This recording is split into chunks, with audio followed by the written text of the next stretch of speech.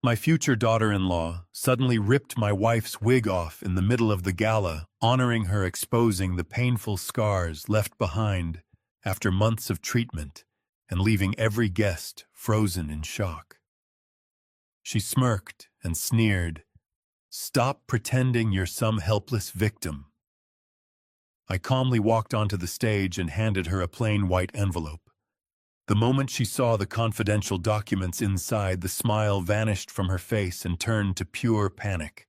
"Your presence here means more than you know. Before we continue, drop your city or country in the comments below. Let's see how far this community reaches." You're watching Silent Sweet Revenge. This story weaves fictional elements into its telling for educational impact. Names and locations are coincidental, but what it leaves behind in you is not. My name is Richard Caldwell. I am 72 years old, and I have made a career out of knowing when something doesn't add up. For 30 years, I built CipherCore systems, from a rented desk in a Sunnyvale strip mall into one of the most respected cybersecurity and encryption firms in Silicon Valley. We protected financial institutions, defense contractors, hospital networks, organizations that could not afford a single vulnerability in their infrastructure. I understood better than most that the most dangerous breaches don't announce themselves. They arrive quietly through a trusted access point, and by the time the damage is visible, the attacker has already been inside for months. I sold my controlling stake in CipherCore in the spring of 2019. Not because I was tired of the work, because my wife needed me more than the company did. Margaret Peggy, to anyone who has known her longer than 5 minutes, was diagnosed with small cell lung cancer in late 2022. The oncologist at UCSF Medical Center, a methodical and honest man named Dr. Daniel Marsh, sat across from us in his office and used the phrase, "aggressively progressive," with the careful tone of someone who had delivered that particular sentence too many times. The treatment protocol he recommended was intensive concurrent chemotherapy and radiation, followed by a targeted therapy drug called erlotinib, which works by blocking the specific protein signals that tell cancer cells to grow and divide. It was, Dr. Marsh explained, one of the more effective tools available for her specific cell type. The side effects, however, were significant. The radiation and the first chemotherapy cycles stripped Peggy's hair completely. She wore a chestnut wig she had ordered from a specialty shop in Marin County, a good one, natural-looking, the kind that required pinning carefully to stay secure. She wore it every day without complaint, the same way she approached everything difficult in her life, with a quiet, undemonstrative steadiness that made me feel at times that I was the one being taken care of. By June of 2025, our mornings had settled into a particular rhythm. I woke at 5:30, made coffee in the kitchen of our Palo Alto home, and sat at the table by the window while the city cashed slowly to life outside. Peggy slept until 7, sometimes later, conserving the energy that the treatment continued to chip away at. The soft, repetitive hiss of her oxygen concentrator in the next room had become over many months as familiar as the sound of rain. That particular Tuesday morning, I was reading through emails on my phone, the kind of low-stakes administrative correspondence that accumulates when you've stepped back from running anything, when a notification appeared at the top of my screen. Instagram. I didn't follow many accounts. Peggy had set up the app for me the previous Christmas, so I could see photos of Nathan's life without having to ask him directly. Nathan was 33, our only child, and his fiancée Serena Voss maintained an active presence on social media that Nathan rarely posted to himself. Serena's post had gone up 40 minutes earlier. It was a single image, a close-up of her right wrist, angled to catch the morning light, coming through what appeared to be a hotel window. On that wrist was a watch I recognized immediately. A Patek Philippe Nautilus limited edition, set with a diamond bezel. I had seen that specific reference number in a Christie's auction catalog the previous year, where a comparable piece had sold for just over $400,000. The caption beneath the image read, "A reward for the grind." Some things are earned, not given. I set the phone down on the table. I picked up my coffee. I drank it slowly and thought about the cashier's check I had written 3 weeks earlier. Nathan had called on a Sunday afternoon, his voice carrying the particular strained quality of someone trying to sound calm while not feeling calm at all. He explained that the medical equipment supplier Peggy's pulmonologist had recommended a company that manufactured a specialized whole-home air filtration and pressurized oxygen delivery system built for immunocompromised patients in residential settings required a substantial deposit to begin fabrication. The system was custom configured. The lead time was 8 weeks, and the deposit, Nathan said, needed to be paid immediately to secure their place in the production queue, $400,000. I wrote the check that afternoon. I did not hesitate. This was not unusual over the years I had funded Nathan's graduate school tuition, his first apartment in San Francisco, and the down payment on the penthouse he and Serena shared in the Soma neighborhood. Each time he had expressed gratitude that felt genuine. I had no particular reason to doubt him. I picked up my phone and called his number. He answered on the second ring, his voice bright in a way that didn't quite reach the edges. "Dad, hey." "Nathan," I said. "I just saw Serena's post, the Patek Philippe. I want you to help me understand something. Where did that watch come from?" A pause. "She saved up for it herself, Dad. You know how hard she works. She's been putting money aside for a while." "She saved $400,000, I said. "In 3 weeks." The pause this time was longer. "I'm actually in the middle of something right now," Nathan said. "Can I call you back tonight?" "Of course," I said. The line disconnected. I sat at the kitchen table for a while longer, listening to the oxygen concentrator in the next room. $400,000 was not for me a catastrophic sum. That wasn't the issue.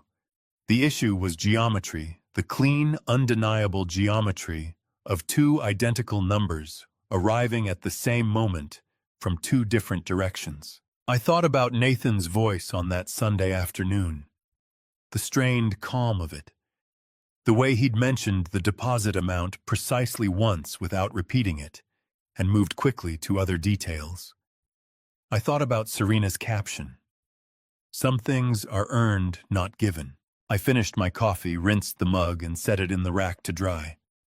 Then I went to check on Peggy before she woke, and I decided that whatever conversation I needed to have with Nathan, I would have it in person, and I would have it today.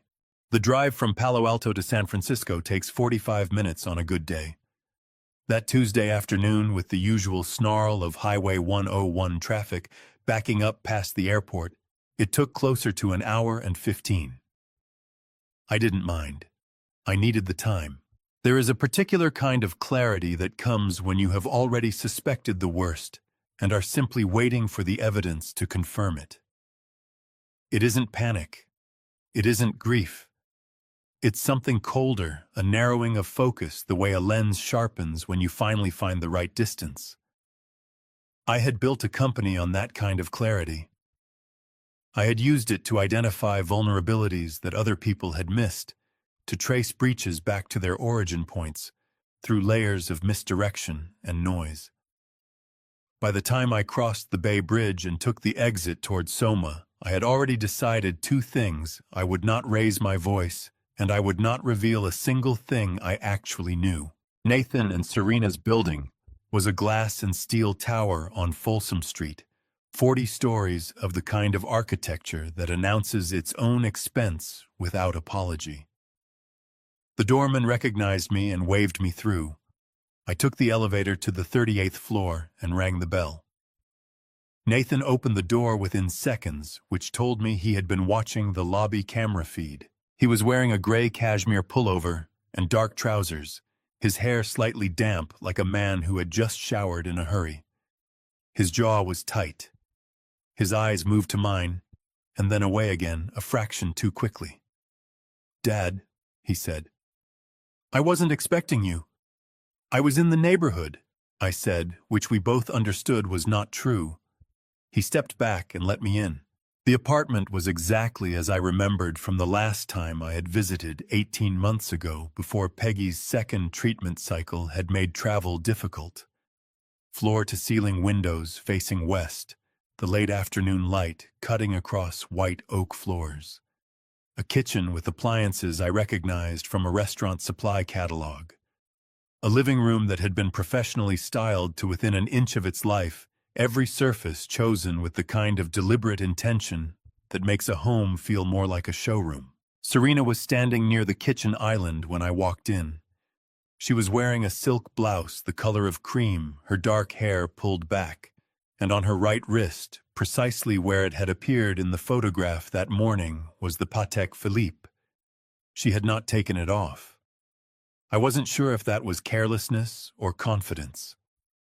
With Serena, I had learned the line between the two was very thin. "Richard." She smiled and crossed the room toward me, arms extended.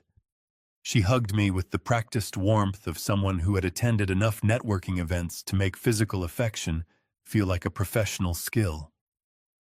"We weren't expecting you today. Can I get you something coffee, sparkling water?" "I'm fine," I said. I sat down on the sofa without being invited to. I took out my phone, opened Instagram, and set it face up on the coffee table between us. Serena's post filled the screen, the wrist, the watch, the caption. Neither of them moved toward it. "I'd like to understand something," I said. "Help me out." Nathan sat down across from me.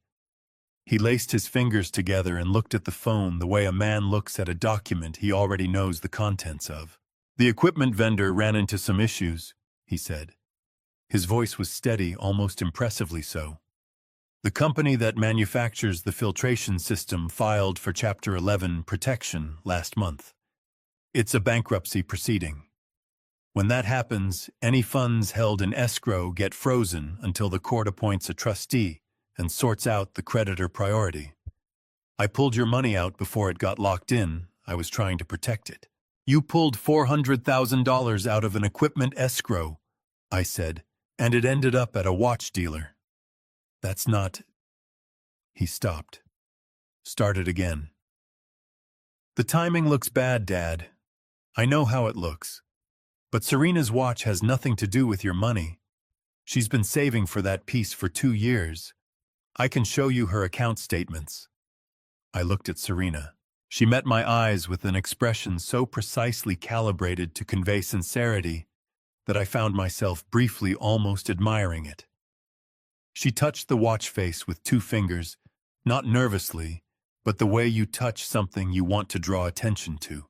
"Richard, I want to be completely honest with you," she said, her voice dropping to the register people use when they want to signal intimacy. "I knew you'd see that post, and I should have called you first. That was my mistake. But I promise you, on Peggy's life, I promise you I would never touch money meant for her care. That money is being returned. Nathan has it handled. On Peggy's life." I let the phrase sit in the air between us for a moment, without reacting to it. "When can I expect the funds back?" I asked. 2 weeks, Nathan said. "Maybe 10 days. The bankruptcy attorney is processing the release paperwork now. I'll send you the documentation." I nodded slowly. I picked up my phone and slipped it back into my pocket. Then I stood up, straightened my jacket, and looked at them both, Nathan, with his laced fingers, and Serena with her practiced warmth and her $400,000 wrist. "All right," I said. "I'll wait for the documentation." Nathan exhaled. His shoulders dropped half an inch. Serena smiled. "Thank you for coming in person, Richard. It means a lot that you trust us enough to have this conversation directly." "Of course," I said. I shook Nathan's hand at the door. His grip was firm, the grip of a man reassuring himself, not the other person. Serena hugged me again on the way out, the same professional warmth, the scent of something expensive and floral. The elevator ride down gave me 40 floors of silence. On the drive back to Palo Alto, I called Marcus Webb, a former director of financial operations at CipherCore, who now ran his own forensic accounting consultancy in Mountain View. Marcus and I had worked together for 11 years. He was meticulous, discreet, and owed me more than one significant favor. "Marcus," I said when he picked up, "I need a quiet look at someone's financial activity.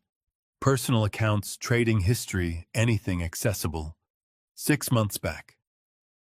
"Who?" he asked. "My son," I said. A brief pause. "How soon do you need it?"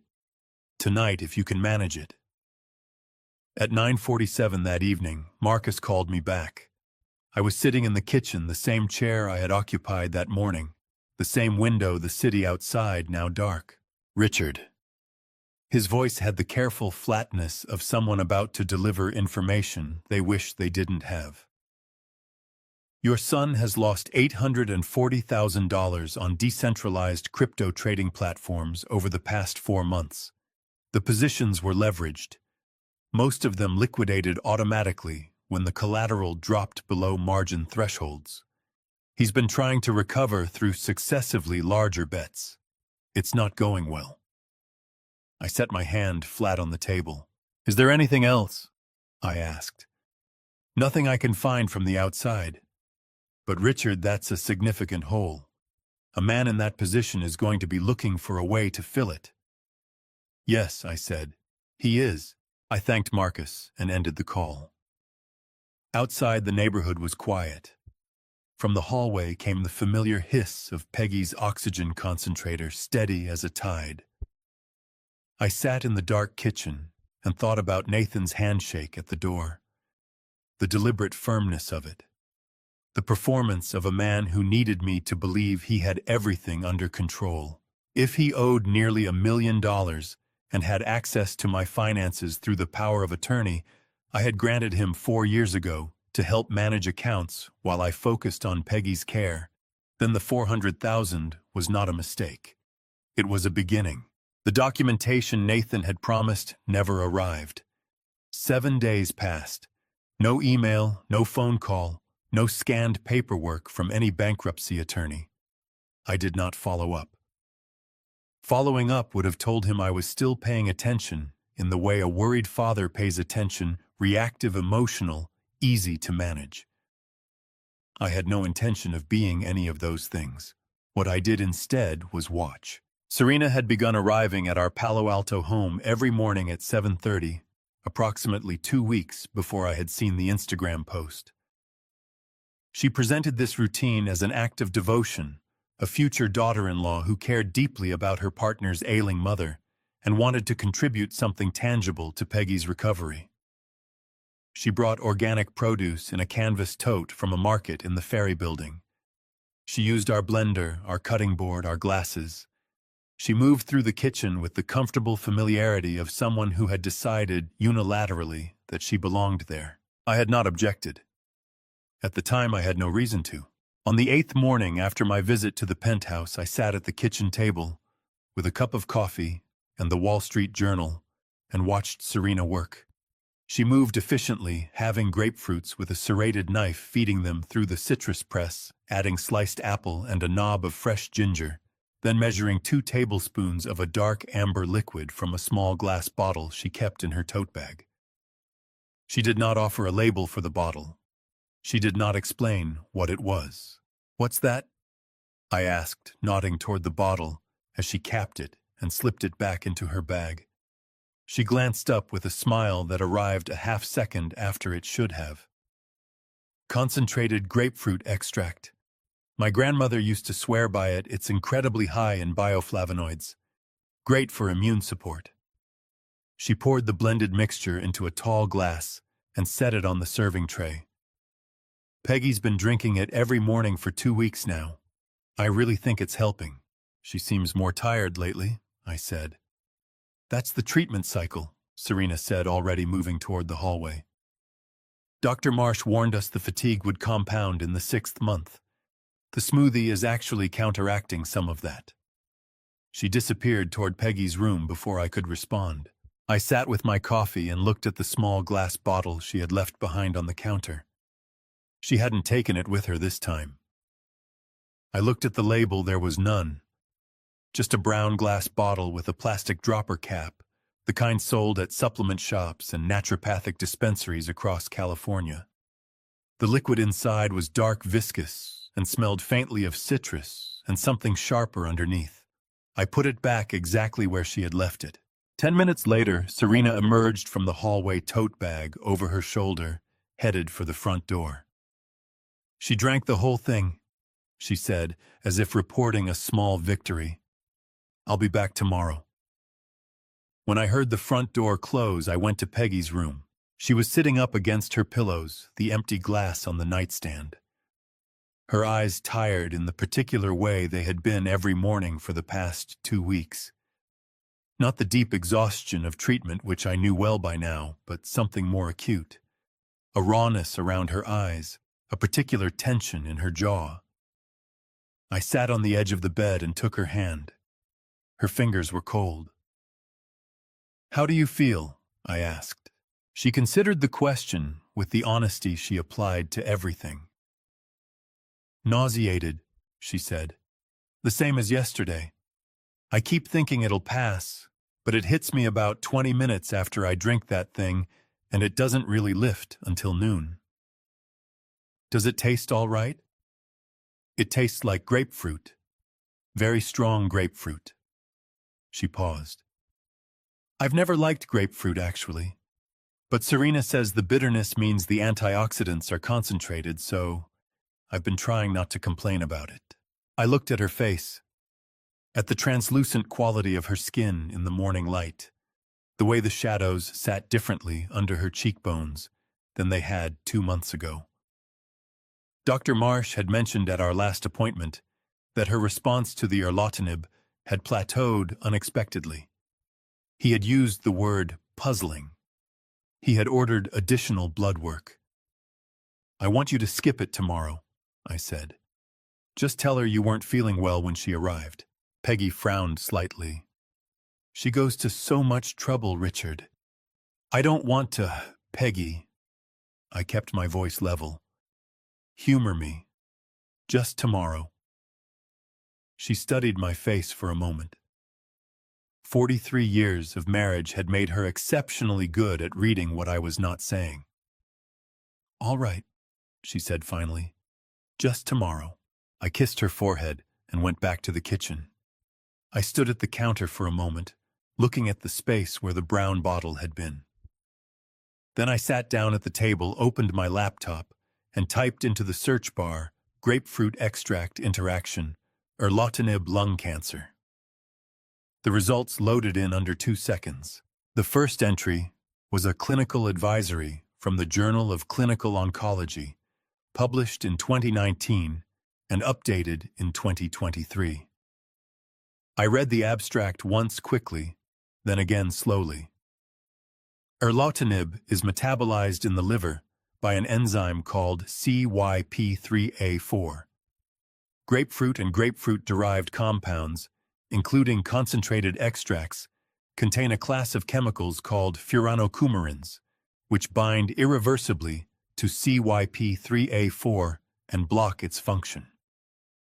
When CYP3A4 is inhibited, the liver cannot clear erlotinib from the bloodstream at a normal rate. The drug accumulates. Plasma concentrations can rise to 2, 3, 4 times the therapeutic level. At those concentrations, erlotinib stops functioning as a targeted therapy and begins behaving as a systemic toxin, causing severe nausea, organ stress, and cellular damage that mimics in its presentation the aggressive advancement of the underlying cancer. I read the last sentence 3 more times. Damage that mimics the aggressive advancement of the underlying cancer. My chest tightened with a sensation I had not felt in many years, not panic, but something beneath panic, something colder and more fundamental. The recognition of a threat you cannot immediately quantify or contain. I had felt it once before, the morning a zero-day exploit had been deployed against a client's hospital network at 2 a.m., and I had understood in the space of a breath that everything I thought was secure was not. I closed the laptop. The kitchen was very quiet. The morning light had shifted. From the hallway I could hear the oxygen concentrator cycling its soft mechanical rhythm, suddenly carrying a weight it had not carried an hour ago. I picked up my phone and looked at it for a long moment. Then I opened my contacts, found the number for Dr. Daniel Marsh's direct line at UCSF, and wrote a text message. Daniel, I need to see you tomorrow morning, early. Please don't mention this to anyone on Peggy's care team yet. I'll explain when I get there. I set the phone face down on the table. Outside, a delivery truck rumbled past on the street, and somewhere down the block, a sprinkler system clicked on, and the neighborhood went about its Tuesday morning, as though nothing in it had changed at all.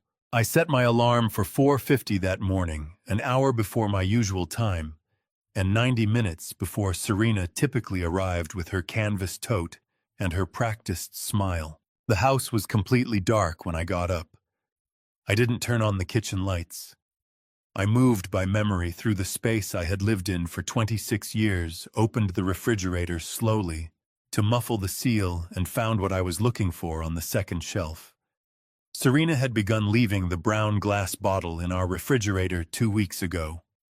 Better preservation, she had explained without being asked. I lifted it carefully, unscrewed the dropper cap, and used a small medical specimen vial I had purchased the previous afternoon at a pharmacy on University Avenue to draw out approximately 3 milliliters of the dark amber liquid. I recapped the bottle, returned it to the exact position I had found it, and closed the refrigerator. I was back in my bedroom, dressed and ready by 5:20. Peggy stirred when I sat on the edge of the bed to tie my shoes. She was a light sleeper, had been for years, long before the illness made every sensation sharper and more intrusive. "You're up early," she said, her voice soft with sleep. "I have an errand," I said. "Go back to sleep." She reached out and touched my arm in the dark. "Richard, is something wrong?" I covered her hand with mine. "Not yet," I said. "I'll be back before lunch." She was quiet for a moment. "Then tell me when you know something." "I will," I said. "I promise." I drove north on 101 in the gray pre-dawn light, the specimen vial secured in the breast pocket of my jacket. The city emerging slowly from the fog. The way it does on June mornings in the Bay Area, reluctantly, in stages, the top floors of buildings appearing first, while the streets below stayed buried. I reached the UCSF Medical Center campus on Parnassus Avenue by 6:40 and found Daniel Marsh already in his office, a cup of coffee cooling on his desk, reading glasses pushed up on his forehead. He was 57, lean and precise in the way of men who have spent 3 decades delivering difficult information and learned to conserve everything. Words, movement, expression. For moments when it mattered. He had been Peggy's oncologist for 2.5 years. He stood when I came in and shook my hand with both of his, which was not his usual greeting. "Sit down, Richard," he said. "I'd rather stand," I said. "This won't take long to explain." I placed the specimen vial on his desk. He looked at it without touching it. "That's from a concentrated grapefruit extract supplement," I said. "Someone has been adding it to a drink my wife consumes every morning, for the past 2 weeks minimum." I paused. "I need you to run a standard toxicology panel and a CYP3A4 interaction screen. Off the official record for now, I need to know exactly what's in it and what it would do to someone on Peggy's current erlotinib dosage." Daniel took off his reading glasses and set them on the desk. He looked at me with the careful attention of a man recalibrating his understanding of a situation. "Who's been giving this to her?" he asked. Her future daughter-in-law, every morning, presented as a health supplement. A long pause. And you think it's intentional. I think the timing is too precise to be accidental, I said. I think someone who wanted to appear devoted while causing harm would choose something that looks like care. I need the science before I do anything else. He picked up the vial, held it to the light from the window, then set it back down. I can have preliminary results in 3 to 4 hours. Full mass spectrometry panel by early afternoon. He looked at me directly. Richard, if this comes back the way you're suggesting, I'm going to have reporting obligations. I know, I said. Give me 2 weeks before anything goes into an official record. 2 weeks, Daniel, that's all I'm asking. He studied me for a long moment. Outside the window, the fog was beginning to lift off the bay in slow, pale sheets. 2 weeks, he said. Sit in the waiting area. I'll come find you. I waited for 3 hours and 20 minutes in a chair near the elevator bank on the 4th floor. I did not read. I did not use my phone. I sat with my hands resting on my knees and watched the nurses move between rooms and thought about Peggy's cold fingers that morning, about the way her appetite had contracted over the past 2 weeks, about Dr. Marsh's word from our last formal appointment, puzzling. A plateau in her response to erlotinib that he could not explain through the cancer's behavior alone. I thought about the brown glass bottle sitting in my refrigerator. I thought about a caption on an Instagram post. Some things are earned, not given. At 10:14, the elevator opened, and Daniel Marsh stepped out. He was not carrying a tablet or a folder. He walked directly to where I was sitting, glanced once down the hallway in both directions, and crouched down so that his voice would not carry. Richard, he said, the extract is almost entirely furanocoumarin compounds, the specific group that causes irreversible CYP3A4 inhibition. The concentration is approximately 12 times what you'd find in a standard glass of grapefruit juice. He stopped, swallowed. At that concentration, administered daily over 2 weeks, erlotinib would have been accumulating in Peggy's bloodstream at a rate between 2.5 and 4 times the therapeutic level. My jaw tightened.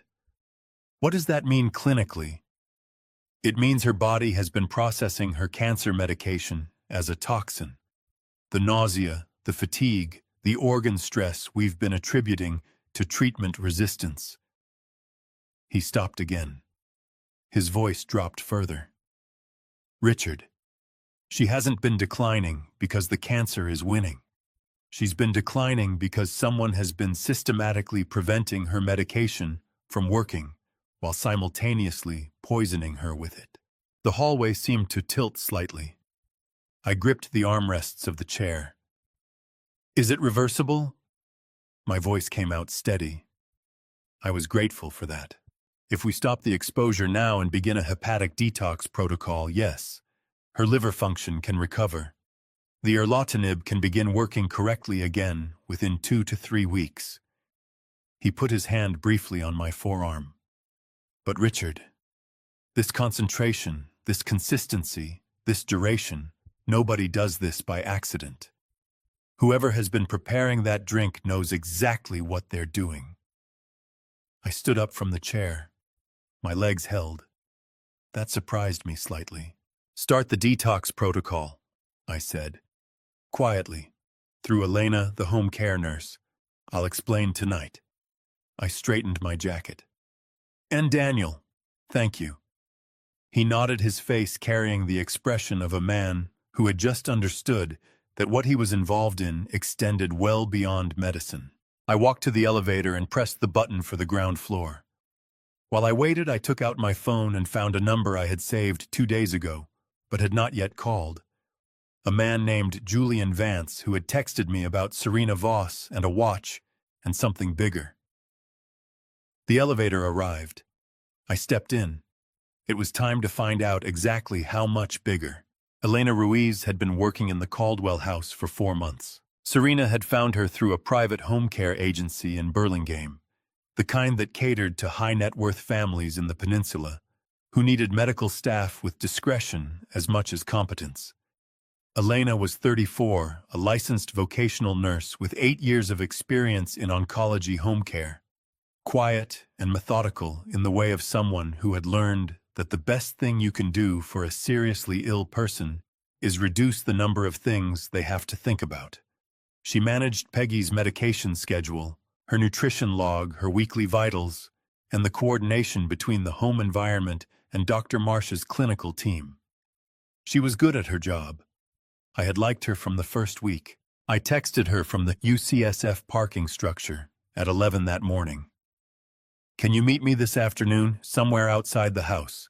Don't mention it to anyone." She responded within 4 minutes, the cafe on Lytton Avenue. 3 o'clock. She was already there when I arrived. Corner table back to the wall, a glass of water she hadn't touched.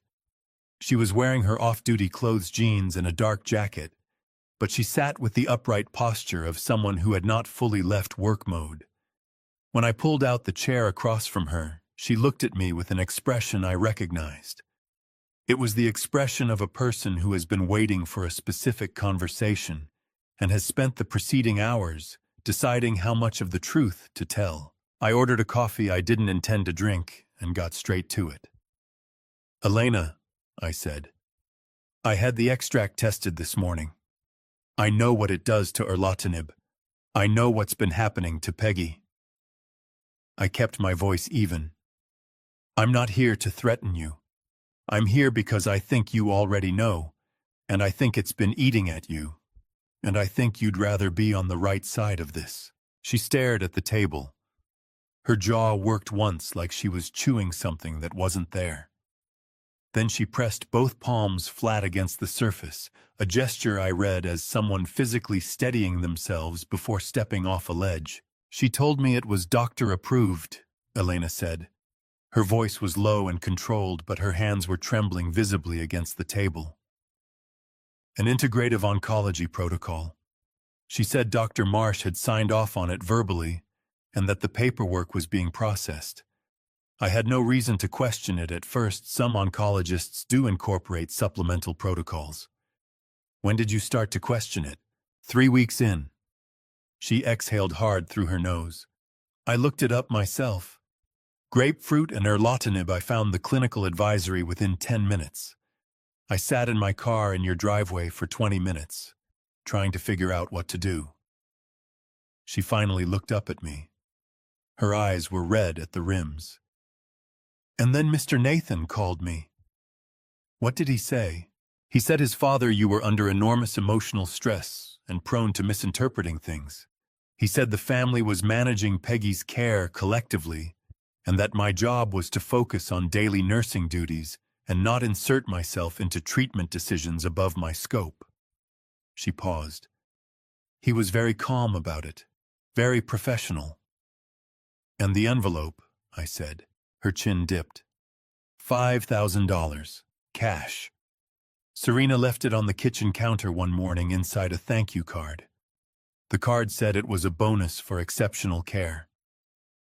She laughed once, a short, hollow sound that had nothing happy in it.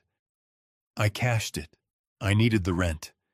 And I told myself that maybe I was wrong about the interaction, that maybe there was something I didn't understand about her specific protocol. She shook her head. I knew I wasn't wrong. I let that sit for a moment. Outside, a couple walked past the cafe window with a stroller. The ordinary machinery of a Tuesday afternoon in Palo Alto, continuing without any awareness of what was being said inside. "I need 2 things from you," I said. "First, starting tonight, you're going to begin implementing a hepatic detox support protocol that Dr. Marsh will send you through a secure message. Nothing that appears in Peggy's official file yet. Just her daily care routine adjusted." Elena nodded. "Second, I need you to write down everything you remember. Dates times what Serena said, what Nathan said, the amount in the envelope, how you received it. Everything." "Will I be in legal trouble?" she asked. Her voice cracked slightly on the last word. You accepted money to stay quiet about something you suspected was harming a patient, I said. That's a serious thing, Elena. I won't pretend otherwise. I reached into my jacket and placed a sealed envelope on the table between us. That is a formal retainer agreement. You are now employed directly by me at twice your current rate. As my employee, anything you share with me is covered under attorney-client adjacent privilege through my legal counsel. More importantly, you become a protected witness, not a co-conspirator, the moment you start cooperating. She stared at the envelope. Her fingers moved toward it, stopped, moved again. What happens to Peggy? She asked. If we do this right. She gets better, I said. That's already started. The extract has been handled. I watched something shift in Elena's face, a loosening around the eyes, a fractional release of a tension she had been carrying for weeks. What happens after that depends on how carefully we move from here. She picked up the envelope. I'll have the written record to you by tomorrow morning, she said. Good. I stood, left cash on the table for the coffee, and buttoned my jacket. Elena, don't change anything in your routine at the house. Same schedule, same behavior. If Serena asks how Peggy is doing, tell her what you've been telling her. Which is that she seems to be declining, I said, slowly but consistently. Elena held my gaze for a moment, understanding fully what I was asking and why. Then she nodded, once the nod of someone who had chosen a side and intended to stay on it. I walked out onto Lytton Avenue. The afternoon fog was rolling in off the bay, dropping the temperature by 6 degrees in the space of a block. I pulled out my phone and finally opened the message from Julian Vance, the one I had saved 2 days ago and not yet answered. Mr. Caldwell, my name is Julian Vance. I work at Vertex Capital. I believe we have a mutual interest in Serena Voss. I've been trying to reach you for 3 weeks. This is bigger than a watch. I typed back 4 words: tomorrow morning. You choose. His response arrived before I reached my car, Four Seasons lobby. 8 a.m. The Four Seasons on Market Street opens its lobby at 6 in the morning, and by 8 it has already settled into the particular rhythm of a place where serious people conduct serious business in comfortable chairs. The coffee is good, the acoustics are designed to absorb sound rather than carry it, and the staff have been trained to be invisible unless needed. It was, I thought, exactly the kind of place a man like Julian Vance would choose. He was at a table near the window when I arrived. Not the center of the room, sought a dark corner, but a position that allowed him to see the entrance without appearing to watch it. 42 years old, medium build, wearing a charcoal suit that was expensive without announcing itself. He had the kind of face that gave away very little by default, controlled, attentive, the face of someone accustomed to evaluating people across tables and making quick, accurate assessments. He stood when I approached and extended his hand. His grip was firm and brief. Mr. Caldwell, he said, thank you for coming. You said it was bigger than a watch, I said, sitting down. I'm here to find out if you're right. He almost smiled. He reached for the folder on the table beside his coffee cup and opened it without preamble. My name is Julian Vance. I'm a senior managing director at Vertex Capital, a venture fund headquartered in the financial district. Vertex manages approximately $2.4 billion in technology and life sciences investments across the western United States. He turned the folder so it faced me. For the past 8 months, Serena Voss and I have both been under consideration for the managing partner position. It's the senior leadership role, full decision-making authority over fund strategy, partner compensation, and investment direction. The board votes in November. And you believe she's been using stolen money to secure that vote, I said. He looked at me steadily. 3 weeks ago, a large capital contribution appeared in Vertex's fund accounts. 7 figures. The contribution was structured as a limited partner investment which at that size carries significant influence with the board in terms of demonstrating confidence in a particular leadership candidate. He tapped the page. My investigator traced the origin of that wire transfer. It came from a liquidated U.S. Treasury bond account. Long-term government bonds held since 2018. He paused. The account was registered in your name, Mr. Caldwell. I looked at the document. The routing numbers, the account identifiers, the wire transfer confirmation, stamped by a federal clearing institution. $5 million moved in a single transaction 23 days ago. The authorization signature on the liquidation order, I said, doesn't match the signature on file with the issuing institution, Julian said. My investigator pulled both. The discrepancy is detectable not to a routine processing clerk, but to anyone who looks carefully. He leaned forward slightly.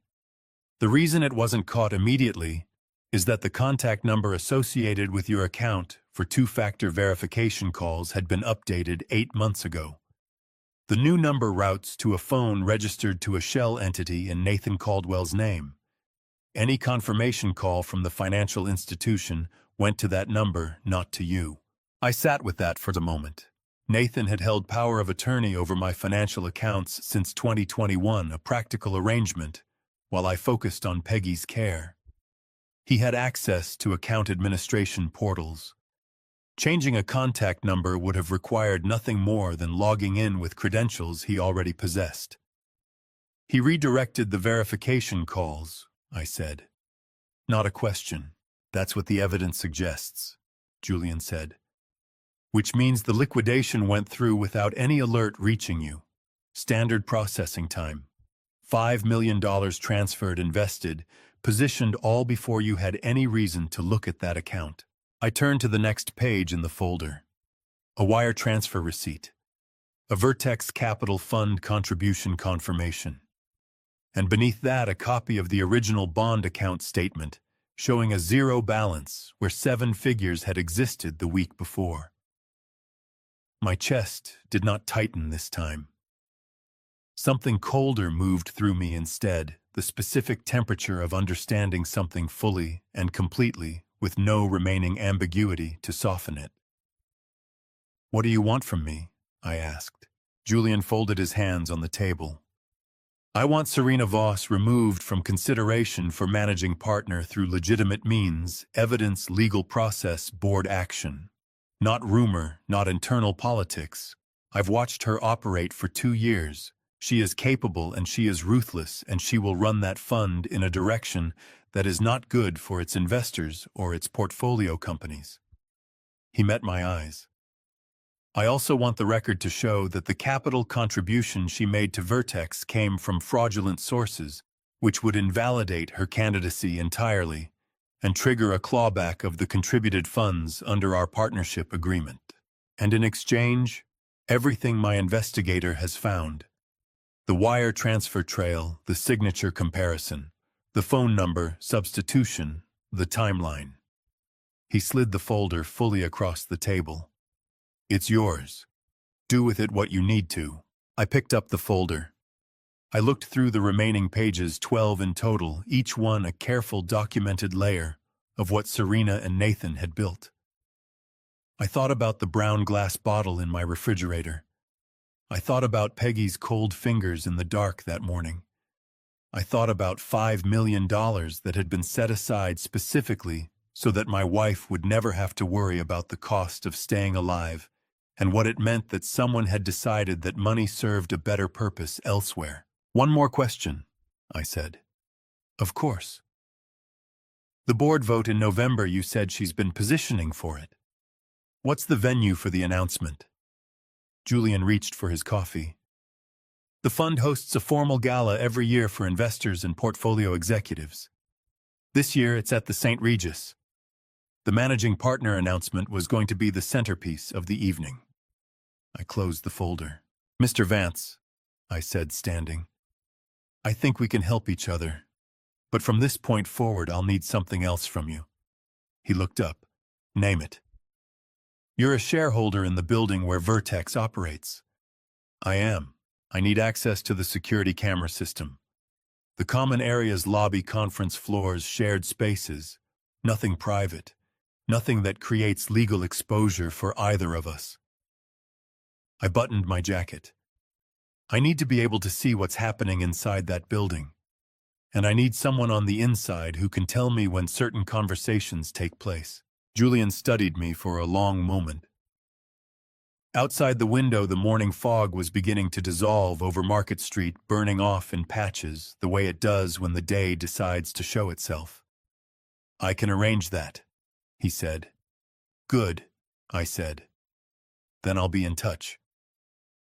I walked out of the Four Seasons with a 12-page folder under my arm, and the number for Thomas Hargrove already dialing in my ear. Thomas Hargrove's office occupied the northeast corner of the 31st floor, at 555 California Street, a position that gave him an unobstructed view of both the Bay and the financial district, below a landscape he had been looking at for 29 years, without appearing to find it remarkable. He was 61, silver-haired, with the particular stillness of a man who had stopped being impressed by things a long time ago, and now reserved his energy exclusively for problems worth solving. He had been Cipher Corp's primary legal counsel from the company's third year of operation. He had shepherded us through a patent dispute with a competitor that nearly ended the company in 2004, a federal contracting audit in 2011 that lasted 18 months, and the eventual sale of my controlling stake in 2019. A transaction that involved 14 separate regulatory filings across 3 jurisdictions and took 11 months to close. In 30 years, I had never seen Thomas Hargrove raise his voice. I had also never seen him fail to find a mechanism somewhere in the structure of existing law for doing what needed to be done. He was standing at the window when I arrived, which meant he had read the summary I had emailed from the Four Seasons parking garage and had already been thinking for the past 2 hours. He turned when I came in, gestured to the chair across from his desk, and sat down without preamble. "Show me the folder," he said. I set Julian's 12 pages on the desk between us. Thomas went through them the way he went through everything, methodically, without expression, occasionally making a small mark in the margin with a mechanical pencil. When he finished, he squared the pages, set them down, and looked at me. "The signature on the liquidation order is forged," he said. "That's federal. Wire fraud, forgery of financial instruments, potentially securities fraud, given that the funds were used to influence a regulated investment vehicle." He tapped the folder. "I can have this in front of an FBI financial crimes contact by end of day." "Not yet," I said. He looked at me with the expression he reserved for clients who were about to complicate his life. "Richard, if we hand this to the FBI today, Serena hires a defense attorney by Friday using the stolen money, and we spend the next 2 years in discovery while Peggy sits at home wondering why nothing is happening." I leaned forward. "I want them caught in a position they cannot negotiate out of. I want the evidence so complete and the timing so precise that there is no version of events in which they walk away." Thomas was quiet for a moment. "What are you thinking?" "Vertex Capital," I said.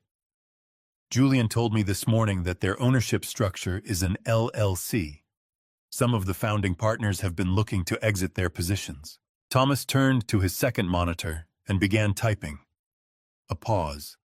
Then, 3 founding partners. Combined, they hold approximately 34% of the management company's equity. 2 of them have had their positions listed with a placement agent for the past 6 months. He looked up.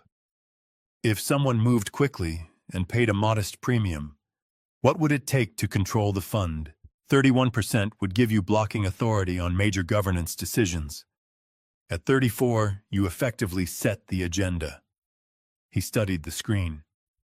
"The placement agent is handling it quietly. No public listing, but a serious buyer with clean capital could close in 5 to 6 weeks." "Close in 5, I said. "Whatever the premium costs." Thomas took his glasses off and set them on the desk, a gesture I had learned over 30 years, meant he was about to say something he considered important. If you do this, you become Serena's employer without her knowledge. Every decision she makes at that fund, every move she takes toward that managing partner position, she makes under the assumption that the ground beneath her is solid. He paused. And when you're ready, you pull it out from under her. At a moment of your choosing. At the gala, I said. November, when she has the largest audience she's ever had. Thomas put his glasses back on. I'll need to establish a holding entity. Delaware LLC, clean formation, no traceable connection to your personal holdings. We'll call it Meridian Holdings. He was already typing. Julian Vance's camera access, I'll coordinate that through him directly. Common areas only. I want nothing that creates evidentiary problems later. There's one more thing, I said. I need to give Nathan and Serena something. Something that makes them believe I've given up. Thomas looked at me. The Woodside property, I said. I want to transfer it to Nathan. A silence that lasted exactly 4 seconds. That's a $2.8 million asset. I know what it is. If they sell it before we move, they won't sell it. Serena wants to own things, not liquidate them. She'll want it as a trophy. I met his eyes. And I need them to feel completely safe, Thomas. I need them to stop looking over their shoulders. He was quiet for a moment, turning the problem over with the methodical patience that had made him exceptional at his job for 3 decades. Then he reached for his legal pad. We structure it as a conditional transfer, he said, writing as he spoke. The deed executes through a 90-day escrow. Title does not formally pass until the escrow period closes and both parties certify no outstanding legal disputes. If Nathan faces criminal charges at any point before that window closes, and he will, the transfer voids automatically and the property reverts. He looked up. He'll never read the escrow agreement carefully enough to find that clause. People never do when they're being handed something they want. No, I said. They don't. Thomas set down his pencil. Outside the window, the afternoon light was cutting long shadows across the financial district, the bay beyond it going flat and silver in the way it does in late June when the wind drops. Richard, he said, I've known you for 30 years. I've watched you dismantle 3 major corporate competitors without ever raising your voice in a boardroom. He studied me. This is different. This is your family. I know what it is, I said. Are you certain about November? I thought about Peggy's fingers cold in the dark at 5 in the morning. I thought about a brown glass bottle on a refrigerator shelf. I thought about $5 million that had existed specifically so that she would never have to worry about the cost of staying alive. Start the Meridian formation today, I said. I want it done before the week is out. Thomas nodded once and reached for his phone. I stood at the window while he made the first call, looking out at the city we had both spent our working lives in, and I thought about what it meant to build something patient and precise and invisible, and then at exactly the right moment to let it become visible all at once. There is a specific kind of performance that requires more discipline than anything I ever did in a boardroom. In business, when you conceal your position, you are hiding information. The other party simply does not know what you know. But when you actively perform the opposite of what you feel, when you construct in real time the convincing exterior of a man who has surrendered, you are doing something fundamentally different. You are not hiding. You are lying with your entire body, with the set of your shoulders and the pace of your walk, and the particular exhausted quality you inject into your voice. You are becoming, for the duration of the performance, someone you are not. I had never done it before. I discovered that week that I was good at it. I called Nathan on a Wednesday morning, 7 days after my meeting with Thomas. I did not call from my usual spot at the kitchen table. I sat in the armchair in the living room, the one I use when I am genuinely tired, and I let the fatigue of 5 weeks of accumulated knowledge settle into my voice like sediment. "Nathan," I said when he picked up, "I've been doing a lot of thinking. About your mother. About us. I'd like you and Serena to come by this weekend if you're free. I have something I want to give you." A pause, the careful pause of a man recalibrating. "Is everything okay, Dad?" "No," I said. "But I'm trying to make it better, that's all." They arrived Saturday afternoon. Serena wore a white linen dress and carried a bunch of sunflowers she had almost certainly purchased in the lobby of their building, rather than an actual florist. But the gesture was performed with enough warmth that it was difficult to fault on its surface. Nathan wore the careful expression of someone who had been coached or had coached himself into a particular emotional register, concerned, attentive, slightly chastened. I made coffee. We sat in the living room. I moved slowly, kept my hands slightly unsteady when I set the cups down, let the silences run a beat longer than they needed to. I had been practicing the silences. "I owe you both an apology," I said. Nathan started to speak. I raised one hand gently, and he stopped. "I reacted badly when I saw that Instagram post. I jumped to conclusions about the money, about your intentions, about everything. And the truth is," I stopped, pressed my lips together, looked at the window, the way a man looks at something he can't quite bring himself to say directly. "The truth is, I'm terrified. About your mother. About what comes next. And when I'm terrified, I look for things to be angry about, because anger is easier than fear." I exhaled. "That's not fair to either of you." The room was quiet for exactly the right amount of time. Then Serena reached across the coffee table and put her hand over mine. Her fingers were warm. Her eyes held the specific softness of someone who had just been handed something they had been waiting for. "Richard," she said, "you don't have to apologize. We understand. We really do." Nathan nodded. His shoulders had dropped 2 inches since he walked in the door.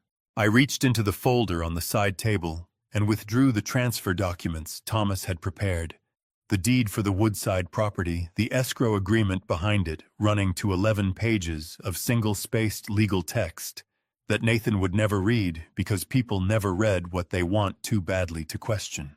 "I want you to have this," I said, sliding the deed across to Nathan. "The Woodside house. It's yours. Consider it an early inheritance or a wedding gift or whatever makes sense to you. I just want to know it's going to someone in the family who will use it." Nathan stared at the document. Something moved across his face that I could not fully interpret. It might have been guilt, and it might have been relief, and it might have been both at once, which would have been the most honest version of what he was feeling. "Dad," he said, "this is Pyong, sign where Thomas has marked it," I said. "He'll file the transfer paperwork, 90-day escrow standard terms, nothing complicated." Nathan signed. He did not read past the first page. Serena signed as a witness. She did not read any of it. They stayed for another 40 minutes. We talked about Peggy's upcoming appointment with Dr. Marsh, about a restaurant in Hayes Valley that Serena wanted to try, about nothing of consequence.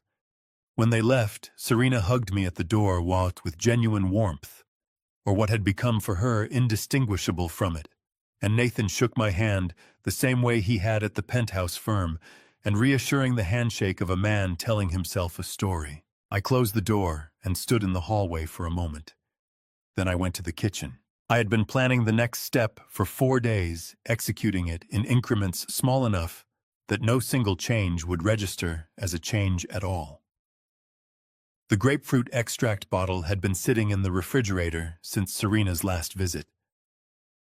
Over the previous 3 mornings, working before 5 a.m., I had been withdrawing small amounts from the bottle and replacing them with an equal volume of pomegranate juice, dark, slightly viscous, nearly identical in color to the concentrated extract at a glance. I had tasted both side by side in the kitchen sink at 4:30 in the morning with a flashlight. The bitterness was different if you were looking for it. Serena, I was confident, was not looking for it. That evening I completed the replacement. The brown glass bottle in our refrigerator now contained pomegranate juice, a negligible amount of residual extract, and nothing else. I texted Elena. Starting tonight, begin the protocol Dr. Marsh outlined. Slow and consistent. Nothing that looks like a sudden change.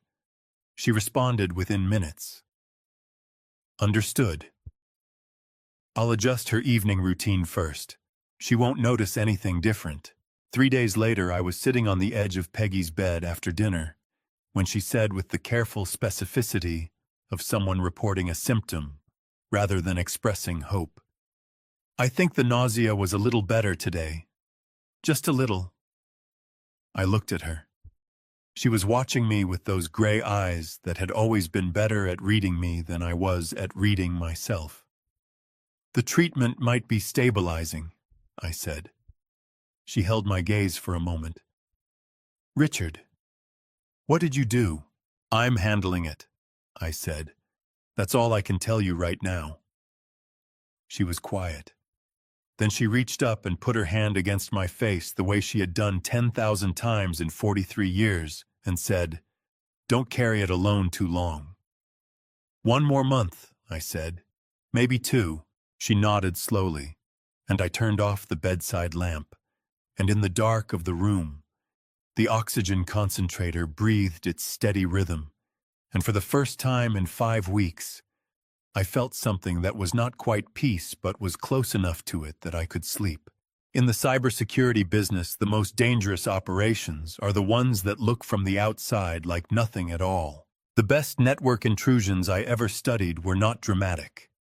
There was no alarm, no visible breach point, no moment where a system administrator looked at a screen and knew something had gone wrong. The attacker simply moved through the existing architecture using legitimate credentials, following normal traffic patterns, making no requests that the system would flag as anomalous. By the time anyone noticed, the attacker had been inside for months, had mapped the entire infrastructure, and had positioned themselves at every critical junction. The breach was only visible in retrospect, when someone thought to look at the logs and realized that a particular set of access patterns, individually unremarkable, told a very specific story when read in sequence. That was what July felt like. Thomas filed Meridian Holdings' formation documents with the Delaware Secretary of State on a Thursday morning, 4 days after Nathan and Serena left our house with a deed for a property they did not yet own. The entity was a single-member LLC with a registered agent in Wilmington, a standard arrangement that placed no public record of ownership anywhere accessible to a routine search. Meridian's operating account was funded through a series of transfers from my personal investment portfolio, structured across 3 business days to avoid triggering automated reporting thresholds. Thomas handled the mechanics. I signed what needed signing and otherwise stayed out of it. The negotiation with the 3 exiting Vertex partners took 11 days. Thomas worked through an intermediary placement agent who had no knowledge of Meridian's ultimate ownership, presenting the acquisition as a straightforward institutional buy-in from a passive technology investor looking for long-term exposure to the venture sector. The sellers were motivated. 2 of them were managing estate planning concerns, and the third had a new fund he wanted to launch and needed liquidity. Thomas paid a 4% premium above the assessed value of their combined position. Nobody asked questions that weren't answered by the wire transfer confirmation. On the morning of August 4th, Thomas called me while I was in the garden with Peggy. She was sitting in the low chair I had moved outside for her a cup of tea on the armrest, her face turned toward the late summer sun. Her color was better. Not dramatically, not the kind of improvement that would register as suspicious to anyone watching, but I had been looking at her face every day for 2 years, and I could see it. A fractional return of something that had been absent. She was still tired. She still moved carefully.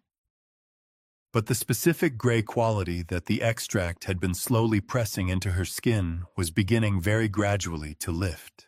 I stepped away toward the far end of the garden to take the call. "It closed this morning," Thomas said without greeting. "As of 9 a.m., Meridian Holdings controls 31% of Vertex Capital's management company. You are the largest single shareholder." I looked back at Peggy, who was watching a hummingbird investigate the salvia near the back fence. "Does the board know who Meridian is?" "They know it's a passive institutional investor with verified clean capital. Nothing else. The formation documents are airtight." A pause. "Serena Voss walked past the Meridian Holdings nameplate in the investor registry this morning. Julian confirmed it. She did not stop." "Good," I said. "Keep it exactly that way. There's one more thing. Julian sent something this morning. He flagged it urgent." Thomas's voice carried the specific neutrality he used when he was about to say something he considered significant and did not want to color with his own reaction. "An audio file. Common area recording from the Vertex building 3 days ago. Julian was present in the adjacent space. He's one of the parties to the conversation under California's all-party consent standard, which means the recording is legally obtained." I walked further toward the back of the garden, away from Peggy. "What's on it?" "I haven't listened," Thomas said. "Julian sent it directly to you. He said you should hear it first." I ended the call and stood at the back fence for a moment, looking at nothing in particular. The hummingbird had moved on. Peggy was watching the space where it had been her expression, the particular contemplative quiet of someone who has learned to find sufficient pleasure in small things. I went inside to my office and closed the door. Julian's message was a single audio file and 4 words of text. "Listen before you call." I put on my headphones. I pressed play. The recording quality was clear, the kind of clarity you get from a building security system, with properly maintained hardware, picking up a conversation in a space with hard floors and minimal ambient noise. There was the sound of a door closing. Footsteps. Then Nathan's voice, lower than his usual register, stripped of the professional ease he used when he thought he was being evaluated. "Serena, I need to talk about Mom." A brief pause. The sound of something being set on a surface, a phone perhaps, or a bag. "What about her?"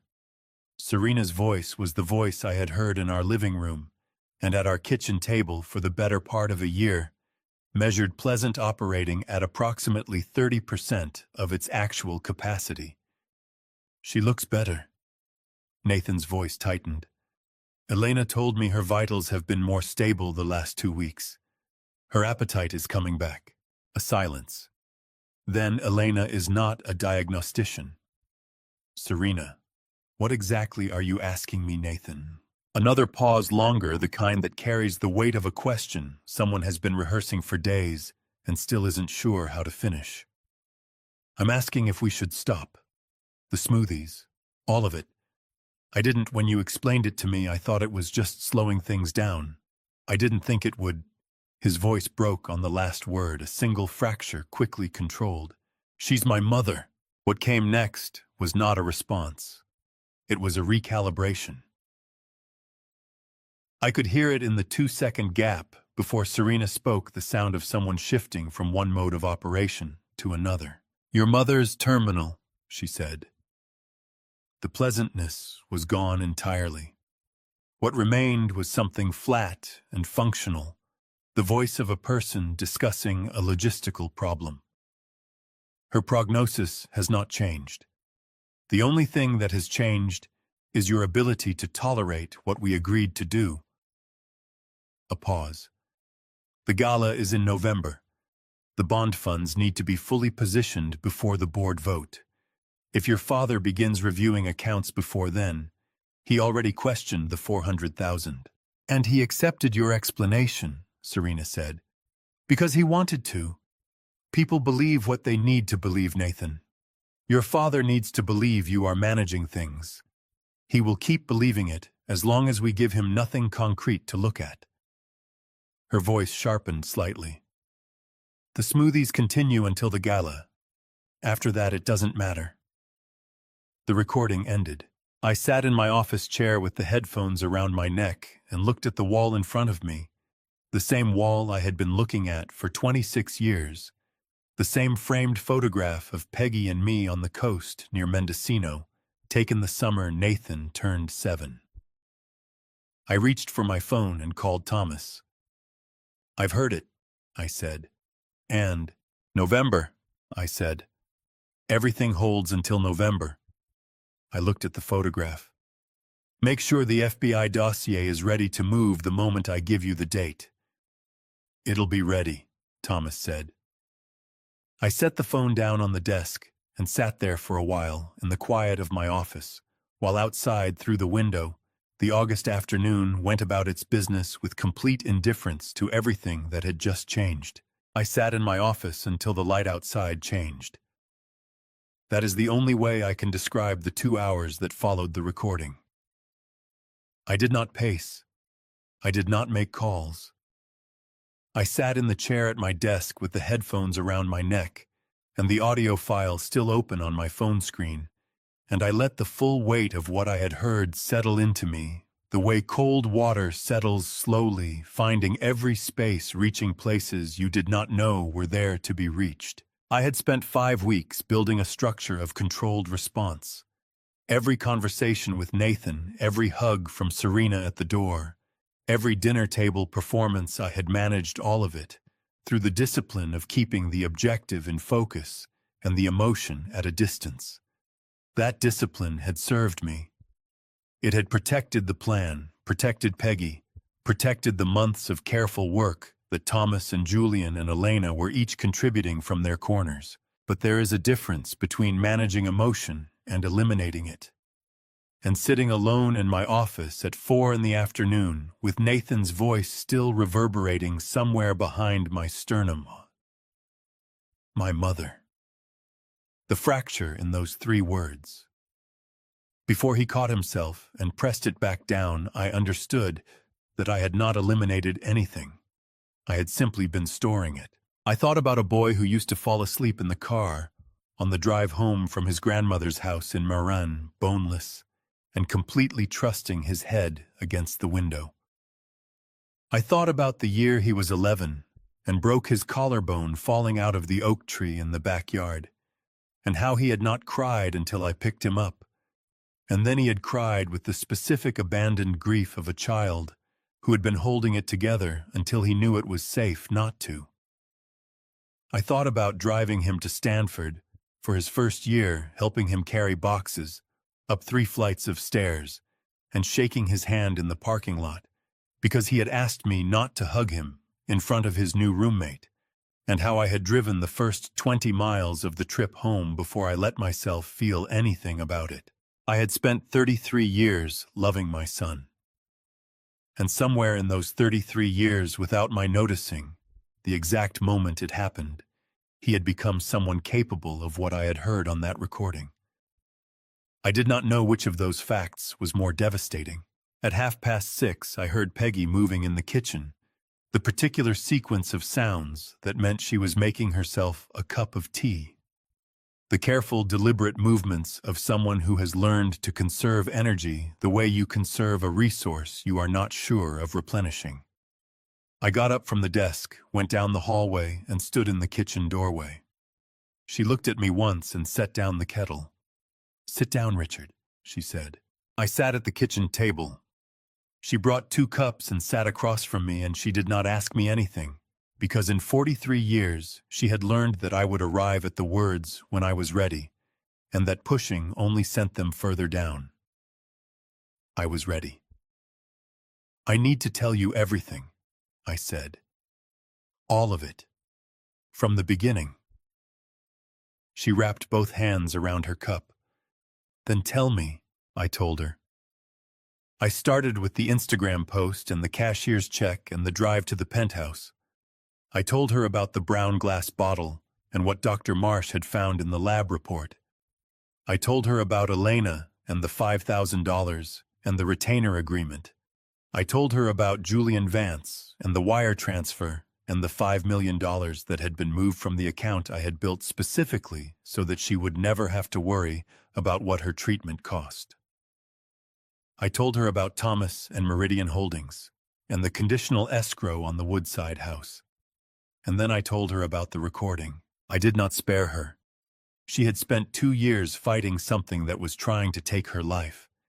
She had earned the right to know the full shape of what had been arranged around her. When I finished, the tea in both our cups had gone cold. Peggy sat very still for a long moment. Her hands were flat on the table now, not wrapped around the cup, the hands of someone who has set down what they were holding because they need both of them free. "How long?" she asked. "Since early June." She exhaled a long, slow breath that carried something with it on the way out. "You've been carrying this since June. I didn't want to put it on you while you were Richard."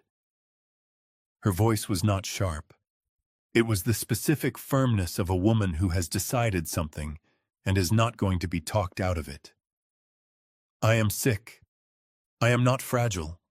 There is a difference, and you know it." I held her gaze. "I know it. Nathan." She said his name the way you say the name of something you are trying to understand the dimensions of. Not a question. Not an accusation. Just the word held up to the light. "He knew about the money," I said. "He participated in the transfer. He took a commission." I stopped. I don't believe he fully understood what the Smoothies were doing, but he knew something was wrong, and he made a choice. Peggy looked at her hands. A muscle moved in her jaw, the small physical evidence of something much larger being held in check. "What do you need from me?" she asked. 3 months, I said. Maybe a little less. I need you to keep doing what you've been doing in front of Nathan and Serena. Let them think nothing has changed. Elena will continue your recovery protocol. By November, if everything holds, your numbers should be significantly better. I reached across the table and covered her hands with mine. "And at the gala, I need you there. I need them to believe until the very last moment that everything is exactly as they arranged it." She turned her hands over and gripped mine. Her fingers were warmer than they had been in weeks. I felt it the moment she moved. "And after," she said. "After," I said, "it's over. All of it." She looked at me for a long time. Outside, the evening had come in fully, now the kitchen windows going dark, the neighborhood settling into the particular quiet of a California summer night. 3 months, she said finally. "Yes." She tightened her grip on my hands. Then she stood up, took both cold cups of tea to the sink, poured them out, and put the kettle back on. "Then we'd better make fresh tea," she said.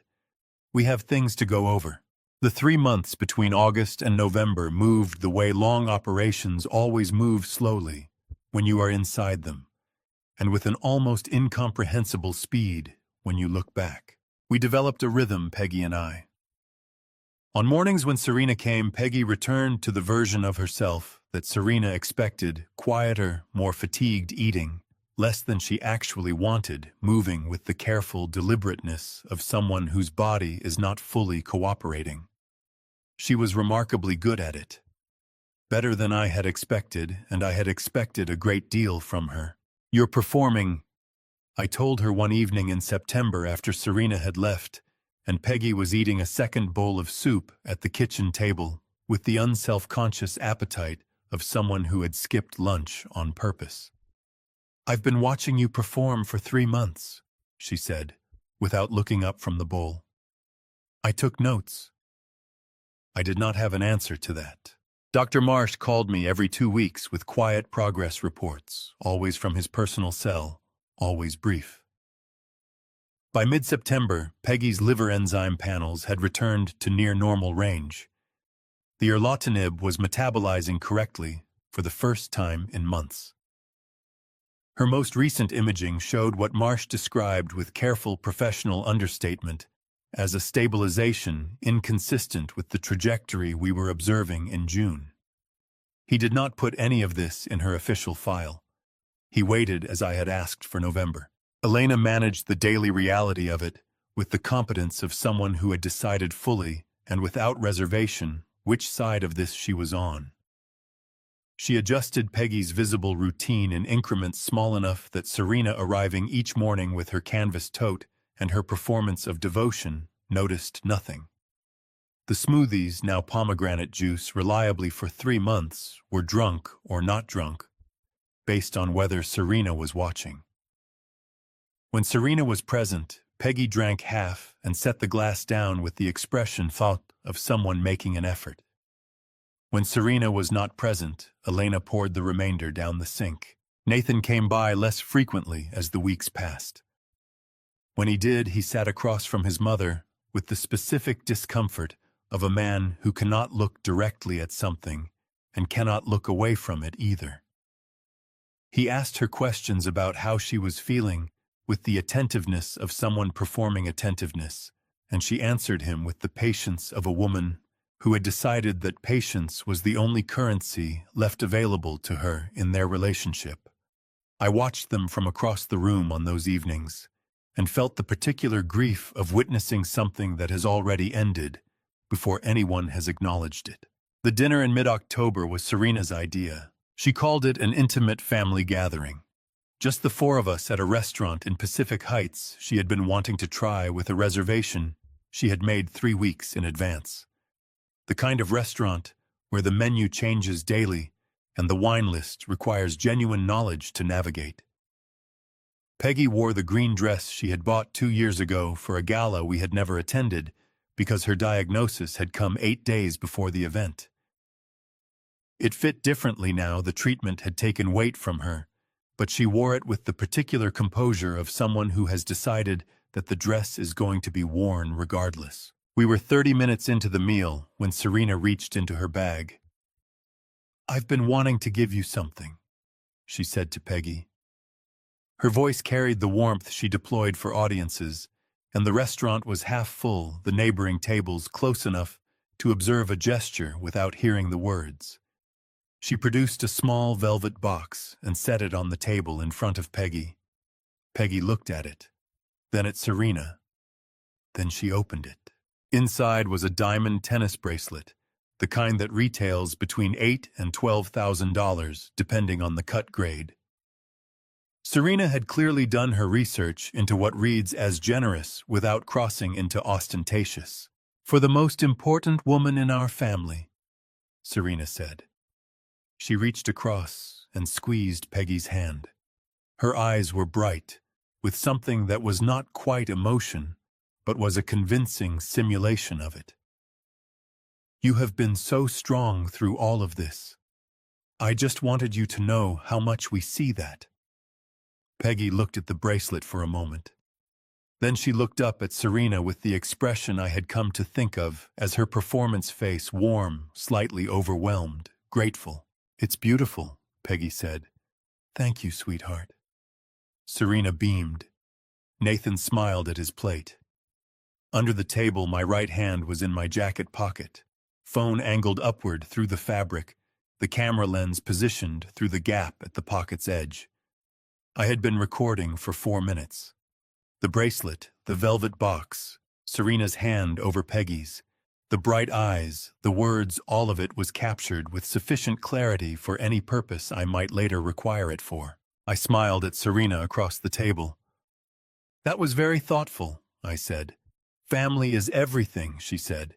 In the car on the way home, Peggy sat beside me in the passenger seat, the velvet box in her lap.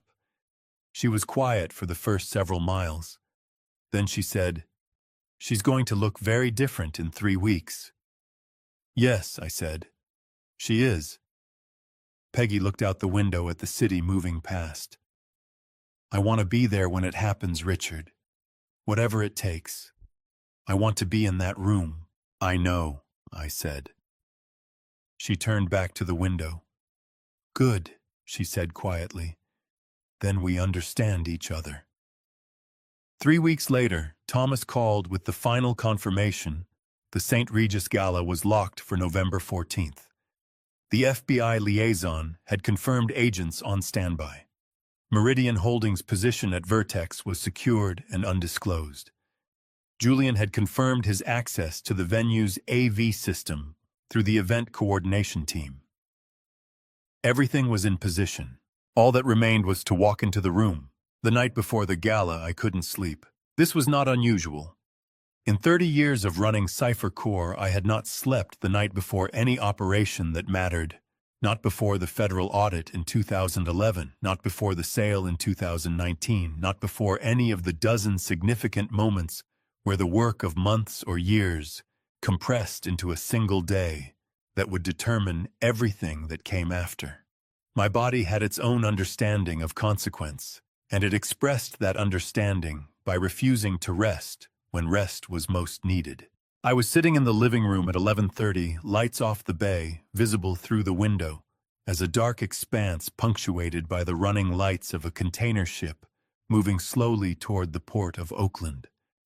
43 years ago, Peggy and I had sat at a different window in a different city and watched a different harbor, and she had told me that she thought we were going to be all right. I had believed her then. I believed her still. I heard her before I saw her. The careful footsteps of someone moving through a familiar house in the dark, conserving energy without sacrificing steadiness. She came around the corner from the hallway and stood in the living room doorway. Her robe belted her silver and chestnut hair, bile hair. 3 months of regrowth, thin but unmistakably hers, catching the ambient light from the window. She looked at me sitting in the dark and said, "Move over." I moved over. She sat beside me on the sofa and looked out at the bay. "You're not sleeping," she said. "Neither are you." I asked first. I looked at her profile in the dim light. "Tomorrow is the largest operation I've ever run," I said, "and I've never been able to sleep the night before a large operation." "You built a company worth $400 million, she said. "You've been in rooms with people who wanted to destroy everything you worked for, and you walked out of every one of them." "This is different." "I know it is." She didn't look at me. She kept her eyes on the water. "Because tomorrow isn't about the company. It's about Nathan." I let that sit. "Tell me what you're worried about," she said. "I'm worried that when I see his face tomorrow, when it actually happens, I won't be able to hold it." Peggy turned to look at me, then fully, and what was in her expression was not comfort in the easy sense. It was something harder and more honest than comfort. "You held it for 5 months, she said. "You held it in that penthouse when Nathan lied to your face. You held it when Dr. Marsh told you what was in that bottle. You held it every single Sunday dinner when Serena sat at our table." She put her hand on my arm. "You will hold it tomorrow, because it matters that you hold it, and things that matter you hold." I covered her hand with mine. "And you?" I asked. "Are you ready?" She was quiet for a moment. Outside, the container ship had moved further into the bay, its lights diminishing. "I've been ready since August," she said simply. We sat together for a while, without speaking. But it was the silence of two people who have run out of things that need to be said, not of two people who have run out of things to say. There is a difference, and after 43 years, I know which one feels like what. At midnight, I took out my phone and checked the final messages. Thomas dossier delivered to FBI liaison at 6 p.m. Agents briefed and on standby. I'll be at the venue by 7. Julian. System access confirmed with the St. Regis event team. I'm listed as a Vertex investor presenting supplemental remarks. Front row position secured. Elena. I'll have Mrs. Caldwell ready by 5. She knows the plan. I put the phone away. Peggy had been reading over my shoulder. She did not pretend otherwise. "Elena," she said. "She didn't have to do any of this." "No," I said. She didn't. Make sure she's taken care of after. She already is, I said. Thomas handled it. Peggy nodded. Then she said without particular emphasis, if Serena brings a smoothie tomorrow. She will, I said. She's brought one every event we've attended together. She won't change the pattern tonight. I know. Peggy folded her hands in her lap. I want her to see me not drink it. I looked at her. That could provoke her. Yes, Peggy said. That's rather the point, isn't it? She met my eyes with the calm directness that had been one of the first things I loved about her 46 years ago in a lecture hall at Berkeley. You said you needed her to show the room who she is, on her own terms, without anyone forcing her. A pause. So let her see me pour it into the plant. Let her come to me. Whatever she does after that, she does it herself in front of 300 people with Julian's camera running and your FBI contacts at the door. Her chin lifted slightly. I am not a prop in this, Richard. I am a participant. I looked at her for a long moment. You're right, I said. I usually am, she said. You've just spent 43 years learning to admit it faster. I laughed a real laugh, quiet and sudden, the kind that arrives without warning in the middle of serious things. She smiled at the sound of it, and for a moment the living room felt less like a command center the night before a reckoning, and more like the home we had built together, the one no one had managed to take from us yet. I turned off the lamp. We sat in the dark for a little while longer, watching the lights on the water. Then Peggy said she was going back to bed, that she needed to rest, that tomorrow required her at full capacity. She stood, smoothed her robe, and walked back down the hallway. At the doorway, she stopped. Richard, she said without turning around, we're going to be all right. I looked at the bay. I know, I said. I know we are. The St. Regis San Francisco stands at the corner of 3rd and Mission, 42 floors of dark glass and Italian travertine that catches the last light of a November afternoon in a way that makes the building look briefly like it is on fire. We arrived at 6:15. Elena had helped Peggy dress the emerald silk she had worn to our anniversary dinner 3 years ago, taken in slightly at the waist, the adjustment so precise that nothing about her bearing suggested alteration. She wore the diamond bracelet Serena had given her in Pacific Heights. I had asked her that afternoon if she wanted to leave it at home. She had looked at me with the expression she reserved for questions she considered self-evident. I want her to see it on my wrist, she said. I want her to think it worked. I pulled the car to the entrance. A valet opened Peggy's door before I had finished shifting into park. I came around, helped her into the wheelchair she was moving well, but the evening ahead required endurance, and we had agreed she would conserve what she had, and we went through the revolving doors into the lobby. The event space was on the 5th floor. The elevator opened into a hallway lined with Vertex Capital branding the fund's logo, on standing displays the words, Innovation, Growth, Legacy. Printed in the particular sans serif typeface that Silicon Valley uses to suggest that what is being described is both inevitable and already underway. Through the double doors ahead, the sound of 300 people engaged in the specific performance of networking filtered into the corridor, the layered hum of voices pitched to impress glasses touching the practiced laughter of people who are always at some level auditioning. I pushed the wheelchair through the doors. The ballroom was exactly what $5 million in stolen money looks like when it has been converted into a single evening. Crystal chandeliers hung at intervals the length of the room. The tables were dressed in white linen, with centerpieces of white orchids and eucalyptus. At the far end, a raised stage held a podium, and behind it, a LED display wall, currently running a slow rotation of Vertex Capital's portfolio highlights, companies' funded valuations, achieved futures secured. In the lower right corner of every slide, a professional headshot. Serena Voss, managing partner, designate, smiling the smile of someone who has already mentally occupied a position she does not yet officially hold. I spotted Julian Vance near the AV console along the left wall, holding a glass of sparkling water, speaking with a man I did not recognize. He did not look at me when we entered. He did not need to. Serena found us within 4 minutes of our arrival. She materialized from the crowd the way she always did, at events purposeful, smiling, her timing engineered to appear natural. She was wearing a deep red gown structured at the shoulders, the Patek Philippe on her right wrist, catching the chandelier light every time she moved.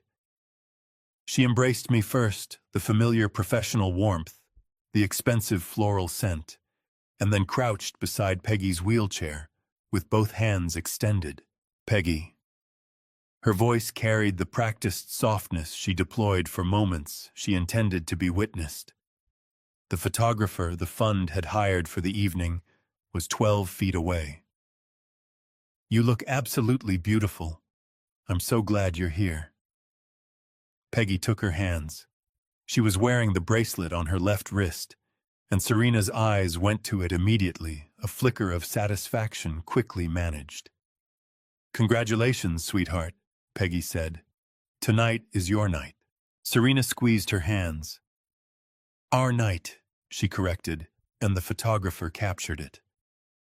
Nathan appeared behind Serena, a glass of bourbon already in hand, his second or third from the slight looseness around his eyes. He bent to kiss his mother's cheek, straightened, and looked at me with the expression he had been wearing for months.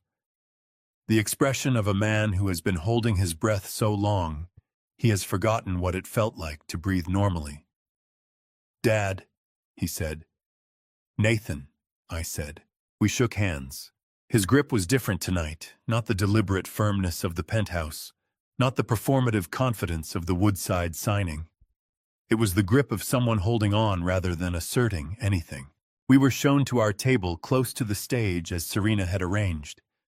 The evening began to move through its stages, cocktails, the transition to dinner. The first course arriving on white china rimmed with gold. The string quartet on the mezzanine played something I recognized, but could not name. I ate slowly and watched the room. At 8:40, midway through the main course, Serena appeared beside Peggy's chair. She was carrying a tall glass of dark red liquid, the familiar color of pomegranate juice, which Peggy and I both knew it was not. I made this for you this afternoon, Serena said, setting the glass beside Peggy's water. The same blend I always make. I thought tonight of all nights you could use the support. Peggy looked up at her with warm eyes. You're so thoughtful, she said. Thank you. Serena touched her shoulder and moved back toward the stage, where the master of ceremonies was preparing to begin the formal program. I looked at the glass, then at Peggy. She looked back at me with an expression that contained in equal measure 43 years of partnership and 3 months of shared purpose, and the particular composure of a woman who has decided entirely on her own terms exactly what she is going to do next. She reached for her water glass instead. The glass of dark red liquid sat untouched beside her dinner plate, 3 inches from a small potted orchid that had been placed at the center of the table as part of the evening's floral arrangement. I settled back in my chair, my right hand resting in my jacket pocket phone already recording. On the stage, the lights shifted. The master of ceremonies stepped to the podium. The room quieted. And somewhere across the ballroom, Serena Voss looked out at the audience that had gathered to celebrate her. And for the last time in her life, she believed that everything was exactly as she had arranged it. Before I reveal what Serena did to my wife that night in front of everyone she had invited to witness her triumph, type 10 or 100 below. It matters to me that you're here at Silent Sweet Revenge. A reminder, some elements of this story are fictional, shaped for educational purposes. If you'd rather not continue, this is your moment to choose, and I respect that completely. Serena Voss had been waiting for this night for the better part of 2 years. I watched her take the stage at 9:15, with the particular bearing of someone who has rehearsed, not appearing. Rehearsed the shoulders back, but not rigid, the smile arriving naturally, because she had practiced it in mirrors until it felt like her own. The LED wall behind her cycled to a full-screen display of her name and title. The room applauded with the genuine enthusiasm of people who had eaten well and drunk enough to be generous. She was good. I will not pretend otherwise. She opened with a story about her first year at Vertex, a small investment in a medical device startup that had returned 14 times the fund's money in 4 years, told with the narrative precision of someone who understood that numbers alone do not move rooms, stories do. She worked the space with her voice modulating between intimate and expansive, pulling the audience toward her and releasing them at exactly the right intervals. The people around me were leaning forward slightly without realizing it. Then at 9:32, she looked down from the stage toward our table. It was a natural movement, the practiced sweep of a speaker, checking in with key audience members. Her eyes moved across the table, registered. Nathan registered me, moved to Peggy, and then dropped to the glass of dark red liquid, sitting untouched beside Peggy's dinner plate. She continued speaking for approximately 8 seconds. Then her eyes moved to the small potted orchid at the center of our table. The soil at the base of the plant was dark and slightly wet, in a way that the evening's ambient moisture did not account for. I watched her face from 20 feet away. I watched the calculation happen rapid, precise, the processing speed of someone whose entire plan depended on a variable that had just presented as altered. Her voice did not stop. She finished the sentence she was on and transitioned smoothly to the next. But something behind her eyes had shifted the way a fault line shifts before the surface above it shows anything at all. She concluded the speech 4 minutes later to extended applause. She thanked the board, thanked the investors, thanked her husband. She actually used the word husband, though no ceremony had been performed, and stepped back from the podium. She did not go to Nathan. She came down the stage steps and walked directly toward our table. I felt Peggy's hand move beneath the tablecloth and find my knee. A single touch, steady and deliberate. She was ready. Serena stopped at the edge of our table. Her voice when she spoke was the voice she used in the hallway outside closed-door meetings, pitched for one person, carrying the temperature of something that had been brought to a controlled boil. "You didn't drink it," she said to Peggy. Peggy looked up at her with the unhurried calm of someone who has decided once and completely that they will not be moved. "I wasn't thirsty, sweetheart." "The plant." Serena's jaw tightened. "You poured it into the plant." "I don't know what you—" "Don't." The word came out sharper than she intended. Several heads at adjacent tables turned. She registered this, pulled back, lowered her voice another degree. "After everything I have done for you, every morning, every single morning for months." "Serena." I said her name quietly from across the table. She looked at me. And I saw it, the thing she had kept below the surface for the entire duration of our acquaintance, the thing that the alcohol and the adrenaline and the discovery of the poured-out glass had finally brought to the surface. It was not rage exactly.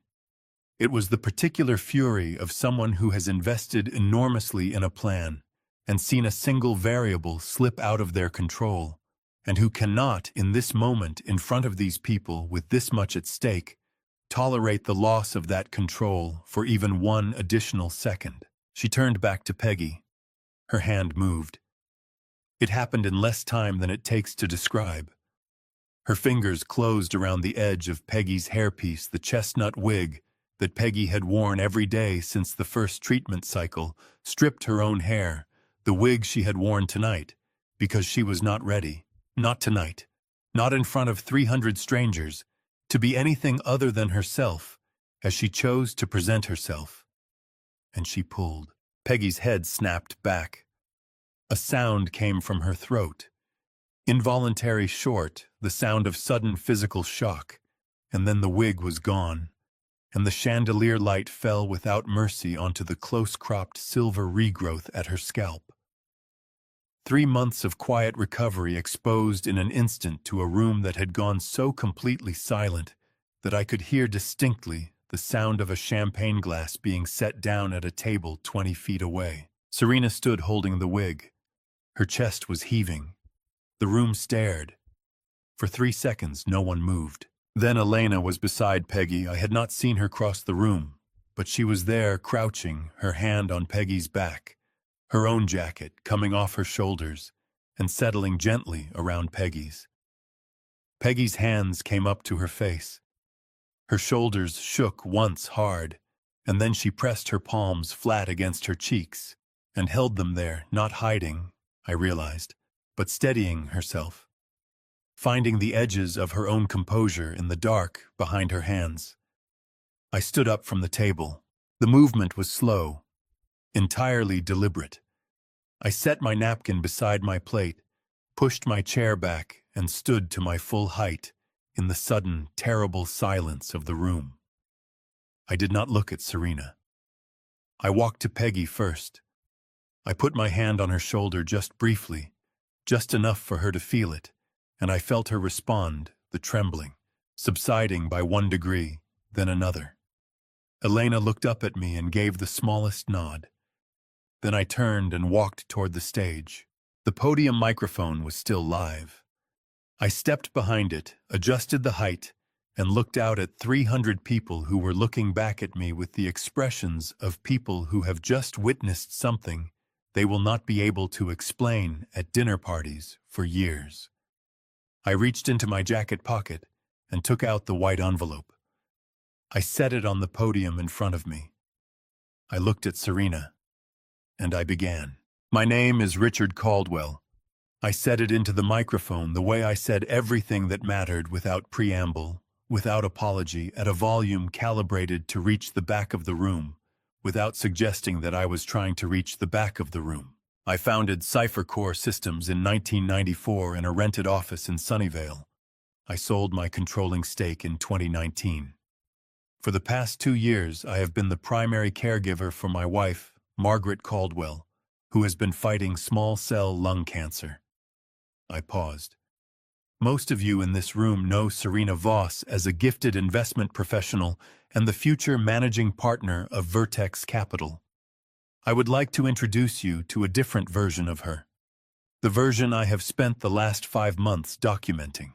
The room was the quietest I had ever heard 300 people be. I described what had happened to the $400,000 I had given Nathan to purchase medical equipment for Peggy.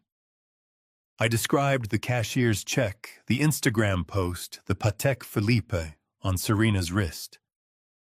I described the grapefruit extract and what Dr. Daniel Marsh at UCSF Medical Center had found when he tested it, the furanocoumarin compounds, the CYP3, A4 inhibition, the erlotinib accumulating in Peggy's bloodstream at toxic levels while Serena arrived at our home every morning with a smile and a canvas tote bag.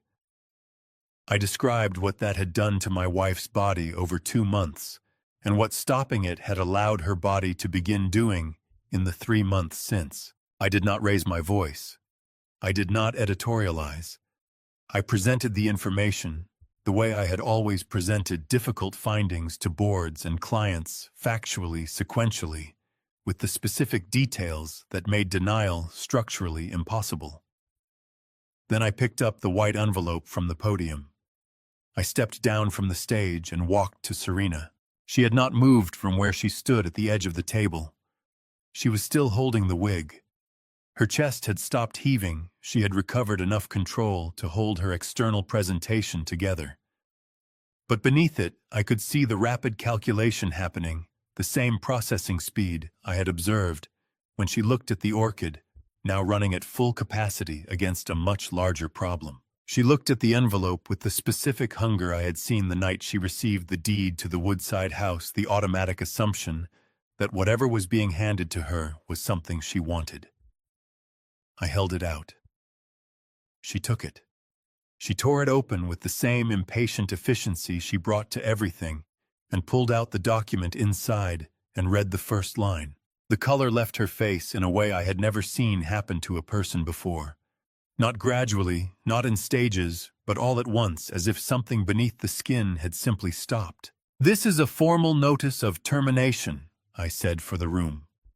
"Signed by the Board of Directors of Vertex Capital, effective as of tonight.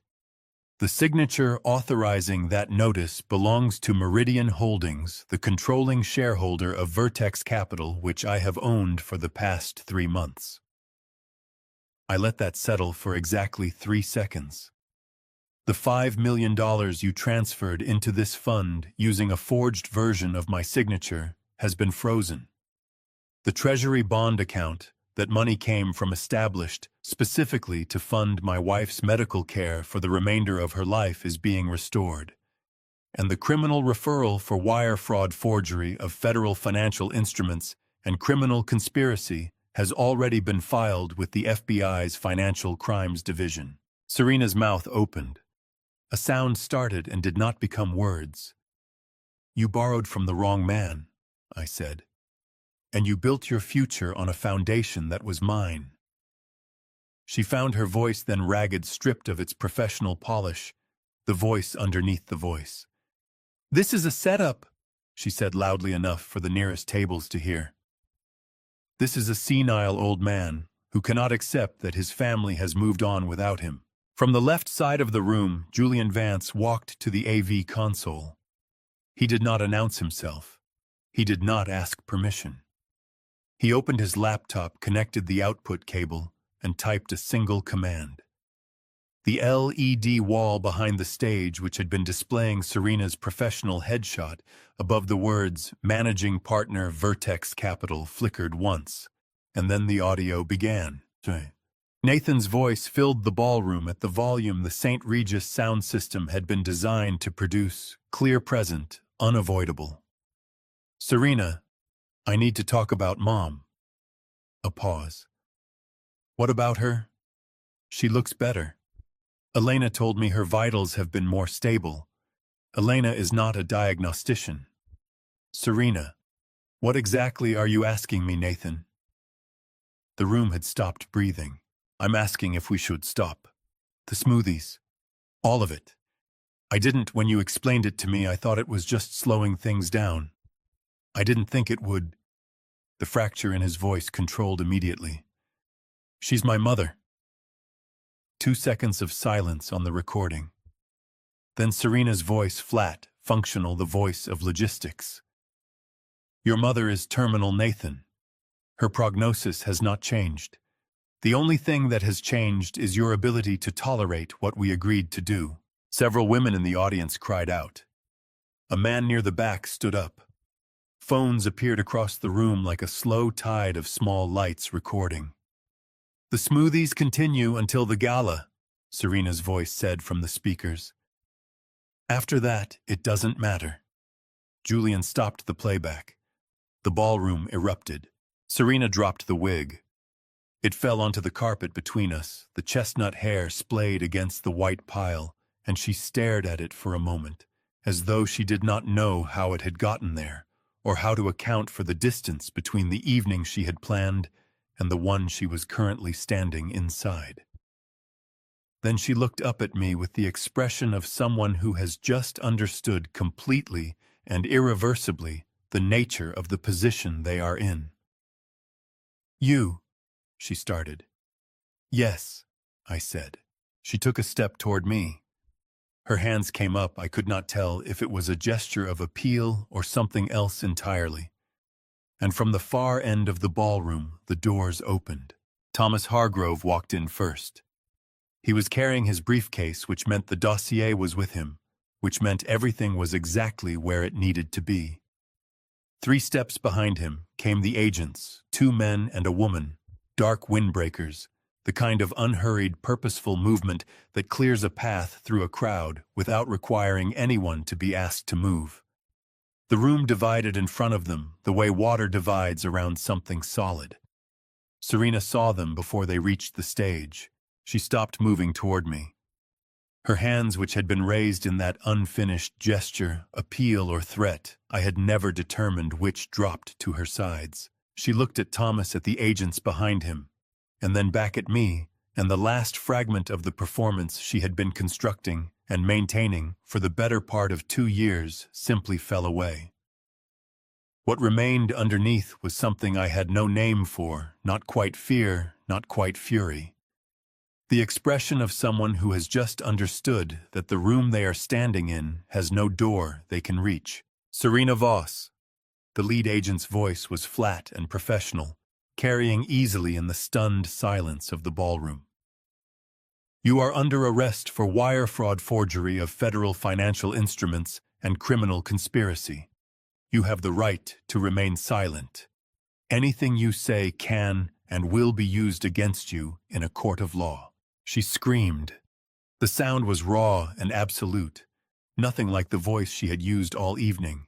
It came from somewhere beneath training and presentation, and the years of careful construction, and it filled the ballroom the way a sound only fills a space when there is nothing left to hold it back. She pulled against the agent's grip, her red gown twisting the Patek Philippe, catching the chandelier light, one final time as her arms were drawn behind her back. The handcuffs closed with a sound that was much smaller than everything surrounding it. I turned away from her. Nathan was standing at the edge of the stage. He had come up from the table at some point during the last several minutes. I had not seen him move, had not been watching him, and now he stood alone on the lip of the platform, his bourbon glass gone, his hands at his sides. His face, the face of a man who has watched a building he helped construct come down and is still standing in the footprint of it, not yet certain whether to run. He looked at me. He did not speak. He did not move toward me or away from me. He simply stood there in the harsh stage lighting, and for a moment his face held something that might have been the beginning of a plea, the involuntary opening of the mouth, the slight forward lean of a body preparing to say something it hasn't yet formed into words. I walked to him. I stopped close enough that my voice would reach him and no one else. "Nathan," I said. His throat moved. "Dad, I know you're going to tell me you didn't know how far it would go," I said. "I know you're going to say she manipulated you, that the crypto losses put you in a position you didn't know how to get out of, that you drew a line somewhere and she moved it without your permission." I paused. And some of that is probably true. He exhaled a sound that was almost relief, almost hope. "But I need you to hear something first," I said. "Your personal crypto accounts, the $840,000 in losses, and the $1 million wire transfer that arrived 11 days after I handed you the money for your mother's medical equipment, routed through one of Serena's subsidiaries. Your commission, Nathan, for providing access to my account information and my signature samples." I watched his face. "I traced that transaction 6 weeks ago. The complete record went to the FBI the same afternoon I filed the forgery report." The hope left his face the way the color had left Serena's suddenly, completely. "The silence you've been holding on to tonight," I said. "The decision to stand there and let Thomas and the agents handle Serena without inserting yourself. I think you believed that silence was a kind of safety." I held his gaze. It wasn't. It was just the last piece of the record. His legs did not go out from under him. He was his mother's son in that he held himself upright when he had every reason not to. But he sat down on the edge of the stage with the heaviness of a man setting down something he has been carrying for a long time and will not be permitted to pick up again. He put his face in his hands. I stood in front of him for a moment. I thought about everything I had prepared to feel in this moment, The things I had catalogued during the long months of waiting, the speeches I had constructed and discarded. None of them arrived. What arrived instead was something quieter and more final. Not anger, not grief exactly. The particular exhaustion of a door closing on something that cannot be reopened. "A federal agent is going to come to you in the next few minutes," I said. "Cooperate with them. That's the only advice I have left to give you." He did not look up. I turned and walked back across the stage, past the podium, past the LED wall, now dark, and waiting past the place where Serena's wig still lay on the white carpet, and I went to find my wife. I heard it before I saw it. A sound from the far side of the ballroom, small, mechanical, the particular rolling friction of rubber wheels on polished marble moving without anyone in the seat. I had heard that sound every day for the better part of 2 years, in hallways and hospital corridors, and the long, flat stretches of our Palo Alto neighborhood on the mornings Peggy was well enough to go outside. I knew it the way you know the sounds of your own house in the dark. I turned. The wheelchair was moving away from the table on its own momentum. Peggy had pushed herself up from it, and the chair had rolled back 1.5 feet before catching against the leg of an adjacent seat. She was standing beside it. Both hands were braced on the table's edge, but only just. The contact was steadying, rather than supporting, the difference between a hand on a railing and a body leaning against a wall. Elena was 3 feet behind her, arms slightly extended, the posture of someone ready to move in an instant, who is hoping not to need to. 300 people, or what remained of them, some had already moved toward the exits, pulling on coats, reaching for phones. The instinct to distance oneself from a federal investigation, arriving before conscious thought, turned toward the sound, and then toward the woman standing beside the empty chair. Peggy was wearing the emerald silk. She was wearing the diamond bracelet on her left wrist. She was not wearing the wig. The chandelier light fell onto her scalp, with the same lack of mercy it had shown when Serena tore the hairpiece away, but what it illuminated now was different. 3 months of regrowth. Silver and chestnut, close-cropped and real, catching the light the way something living catches light. She had not replaced the wig. She had left it where it had fallen, and she was standing in what she actually was in front of everyone who was left to see her, and her chin was level, and her shoulders were back, and the expression on her face was one I had not seen in 2 years, not since before the diagnosis, before the first treatment cycle, before all of it. The expression of a woman who has decided completely, and without reservation, that she is not going to be reduced. She took a step. The room held its breath with the specific quality of 300 people who have been surprised past the point of reaction. She took another. Elena moved with her, not touching, not assisting, simply present, 2 feet behind. Ready. Peggy walked across the ballroom with the measured deliberateness of someone who has spent 4 months learning what her body can do again, and is now doing it in public for the first time in high heels on marble, in front of what remained of the audience her daughter-in-law had assembled to witness a triumph. She reached the stage. She looked down at the wig still lying where it had fallen on the white carpet, the chestnut hair spread against the pale pile. She bent and picked it up. She straightened, smoothed it once with both hands, and placed it back on her head, adjusting it with the unhurried precision of a woman doing something she has done 1,000 times before and will do 1,000 times again. Then she looked up at Nathan. He had not moved from where he was sitting on the edge of the stage. His face was still in his hands. Then some change in the quality of the room's attention, some shift in the air made him look up.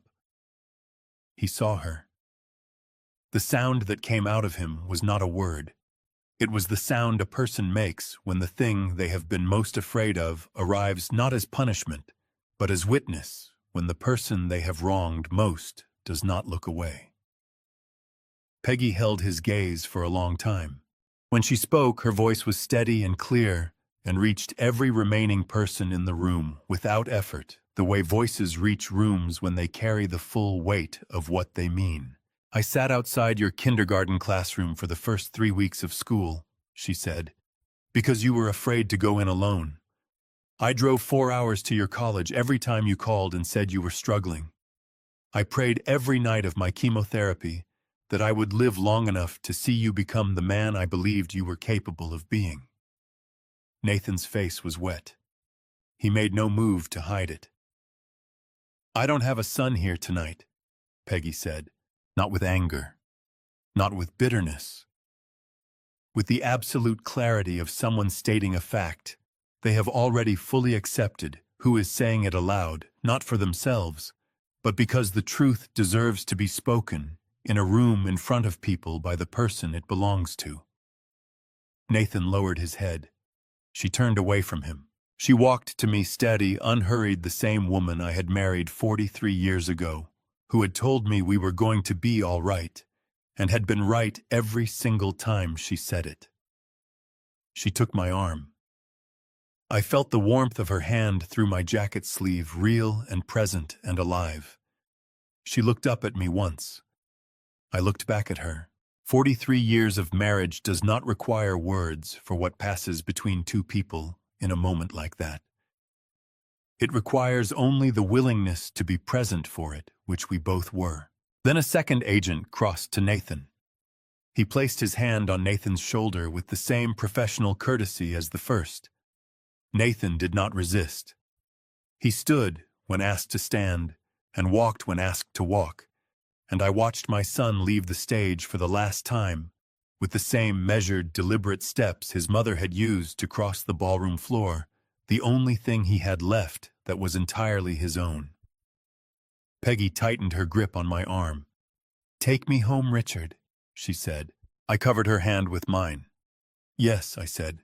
"Let's go home." 3 weeks after the gala, Thomas Hargrove gave me 11 minutes and a clean summary. Serena had been denied bail.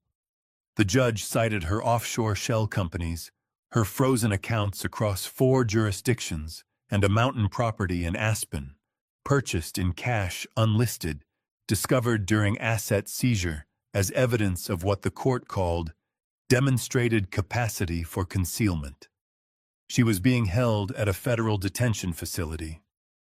Her attorney had already filed 2 motions. Both had been denied. Nathan had indicated willingness to cooperate with prosecutors. The negotiation was ongoing. I did not ask Thomas to predict the outcome. The Woodside property had never formally transferred. The conditional escrow had voided automatically when Nathan was charged exactly as Thomas had built it to do. The $5 million had been fully restored to the Treasury bond account. The $400,000 had been recovered through asset forfeiture proceedings. Then Thomas reached into his drawer and placed something on the desk between us. The Patek Philippe, seized at the time of Serena's arrest, authorized for public auction as criminal proceeds. I had submitted the winning bid the previous Thursday. Thomas looked at it. "What are you going to do with it?" I picked it up. It was lighter than it should have been, lighter than something that had started all of this should feel in a person's hand at the end of it. I set it back down. "Sell it," I said. "Every dollar goes to UCSF oncology research, drug-food interaction, toxicity, and targeted cancer therapies." I paused. "I want it called the Margaret Caldwell Research Fund." Thomas wrote it down without comment. Then, "She's going to say you're being dramatic." She already did, this morning. What did she say after that? She said to make sure they spell her name correctly on the letterhead. Thomas set down his pen. He almost smiled, the closest he had come in 30 years. "It'll be done by the end of the month." I stood and buttoned my jacket and walked out of 555 California Street for the last time on this particular matter. December 19th. 50 degrees, a sharp wind off the bay, the kind of cold that finds the spaces between things and settles there. Peggy got out of the car without waiting for me. She adjusted her scarf, put her hands in her coat pockets, and walked on her own, without the chair, without my arm, to the bench facing the water. I followed. We sat. The bay was the color of old pewter. A pelican landed on a nearby piling and ignored us completely. She poured tea from the thermos, handed me a cup. "Dr. Marsh called yesterday," she said. "I know. He told me he was going to.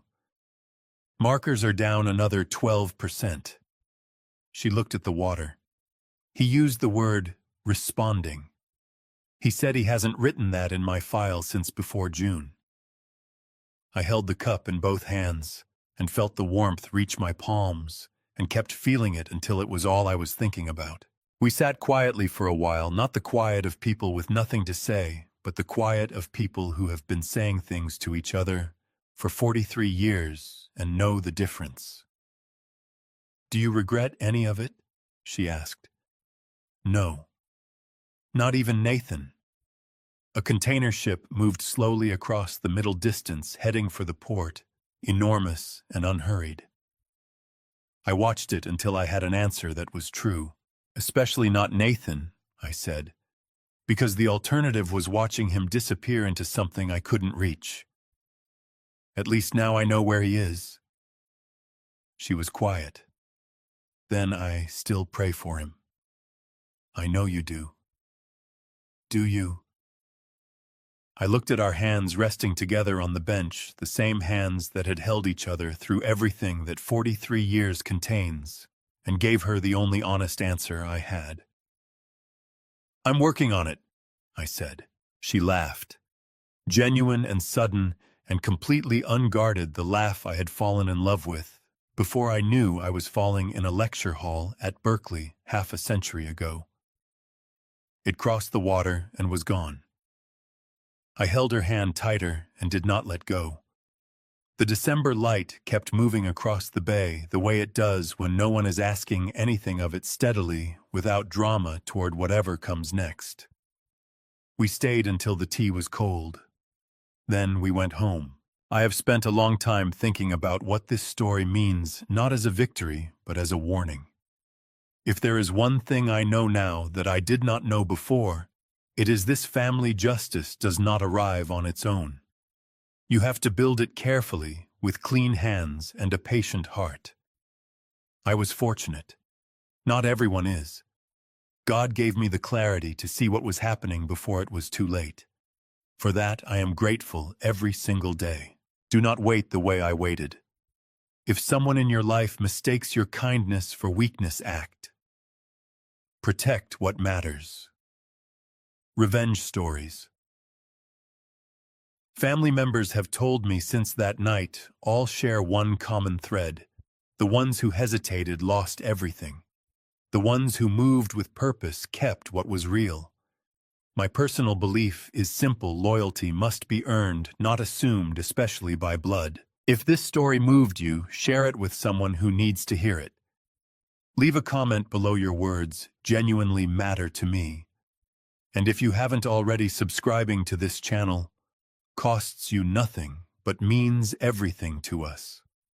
These revenge stories, family and family justice stories we share here, exist to educate, to warn, and to remind you that you are never alone in what you face. Thank you from the bottom of my heart for staying with me until the very end. One final note. Some of the stories ahead contain fictional elements constructed entirely for educational purposes. If that is not what you are looking for, I respect that completely. Please feel free to step away and find content that serves you better. For those of you staying, I will see you in the next one.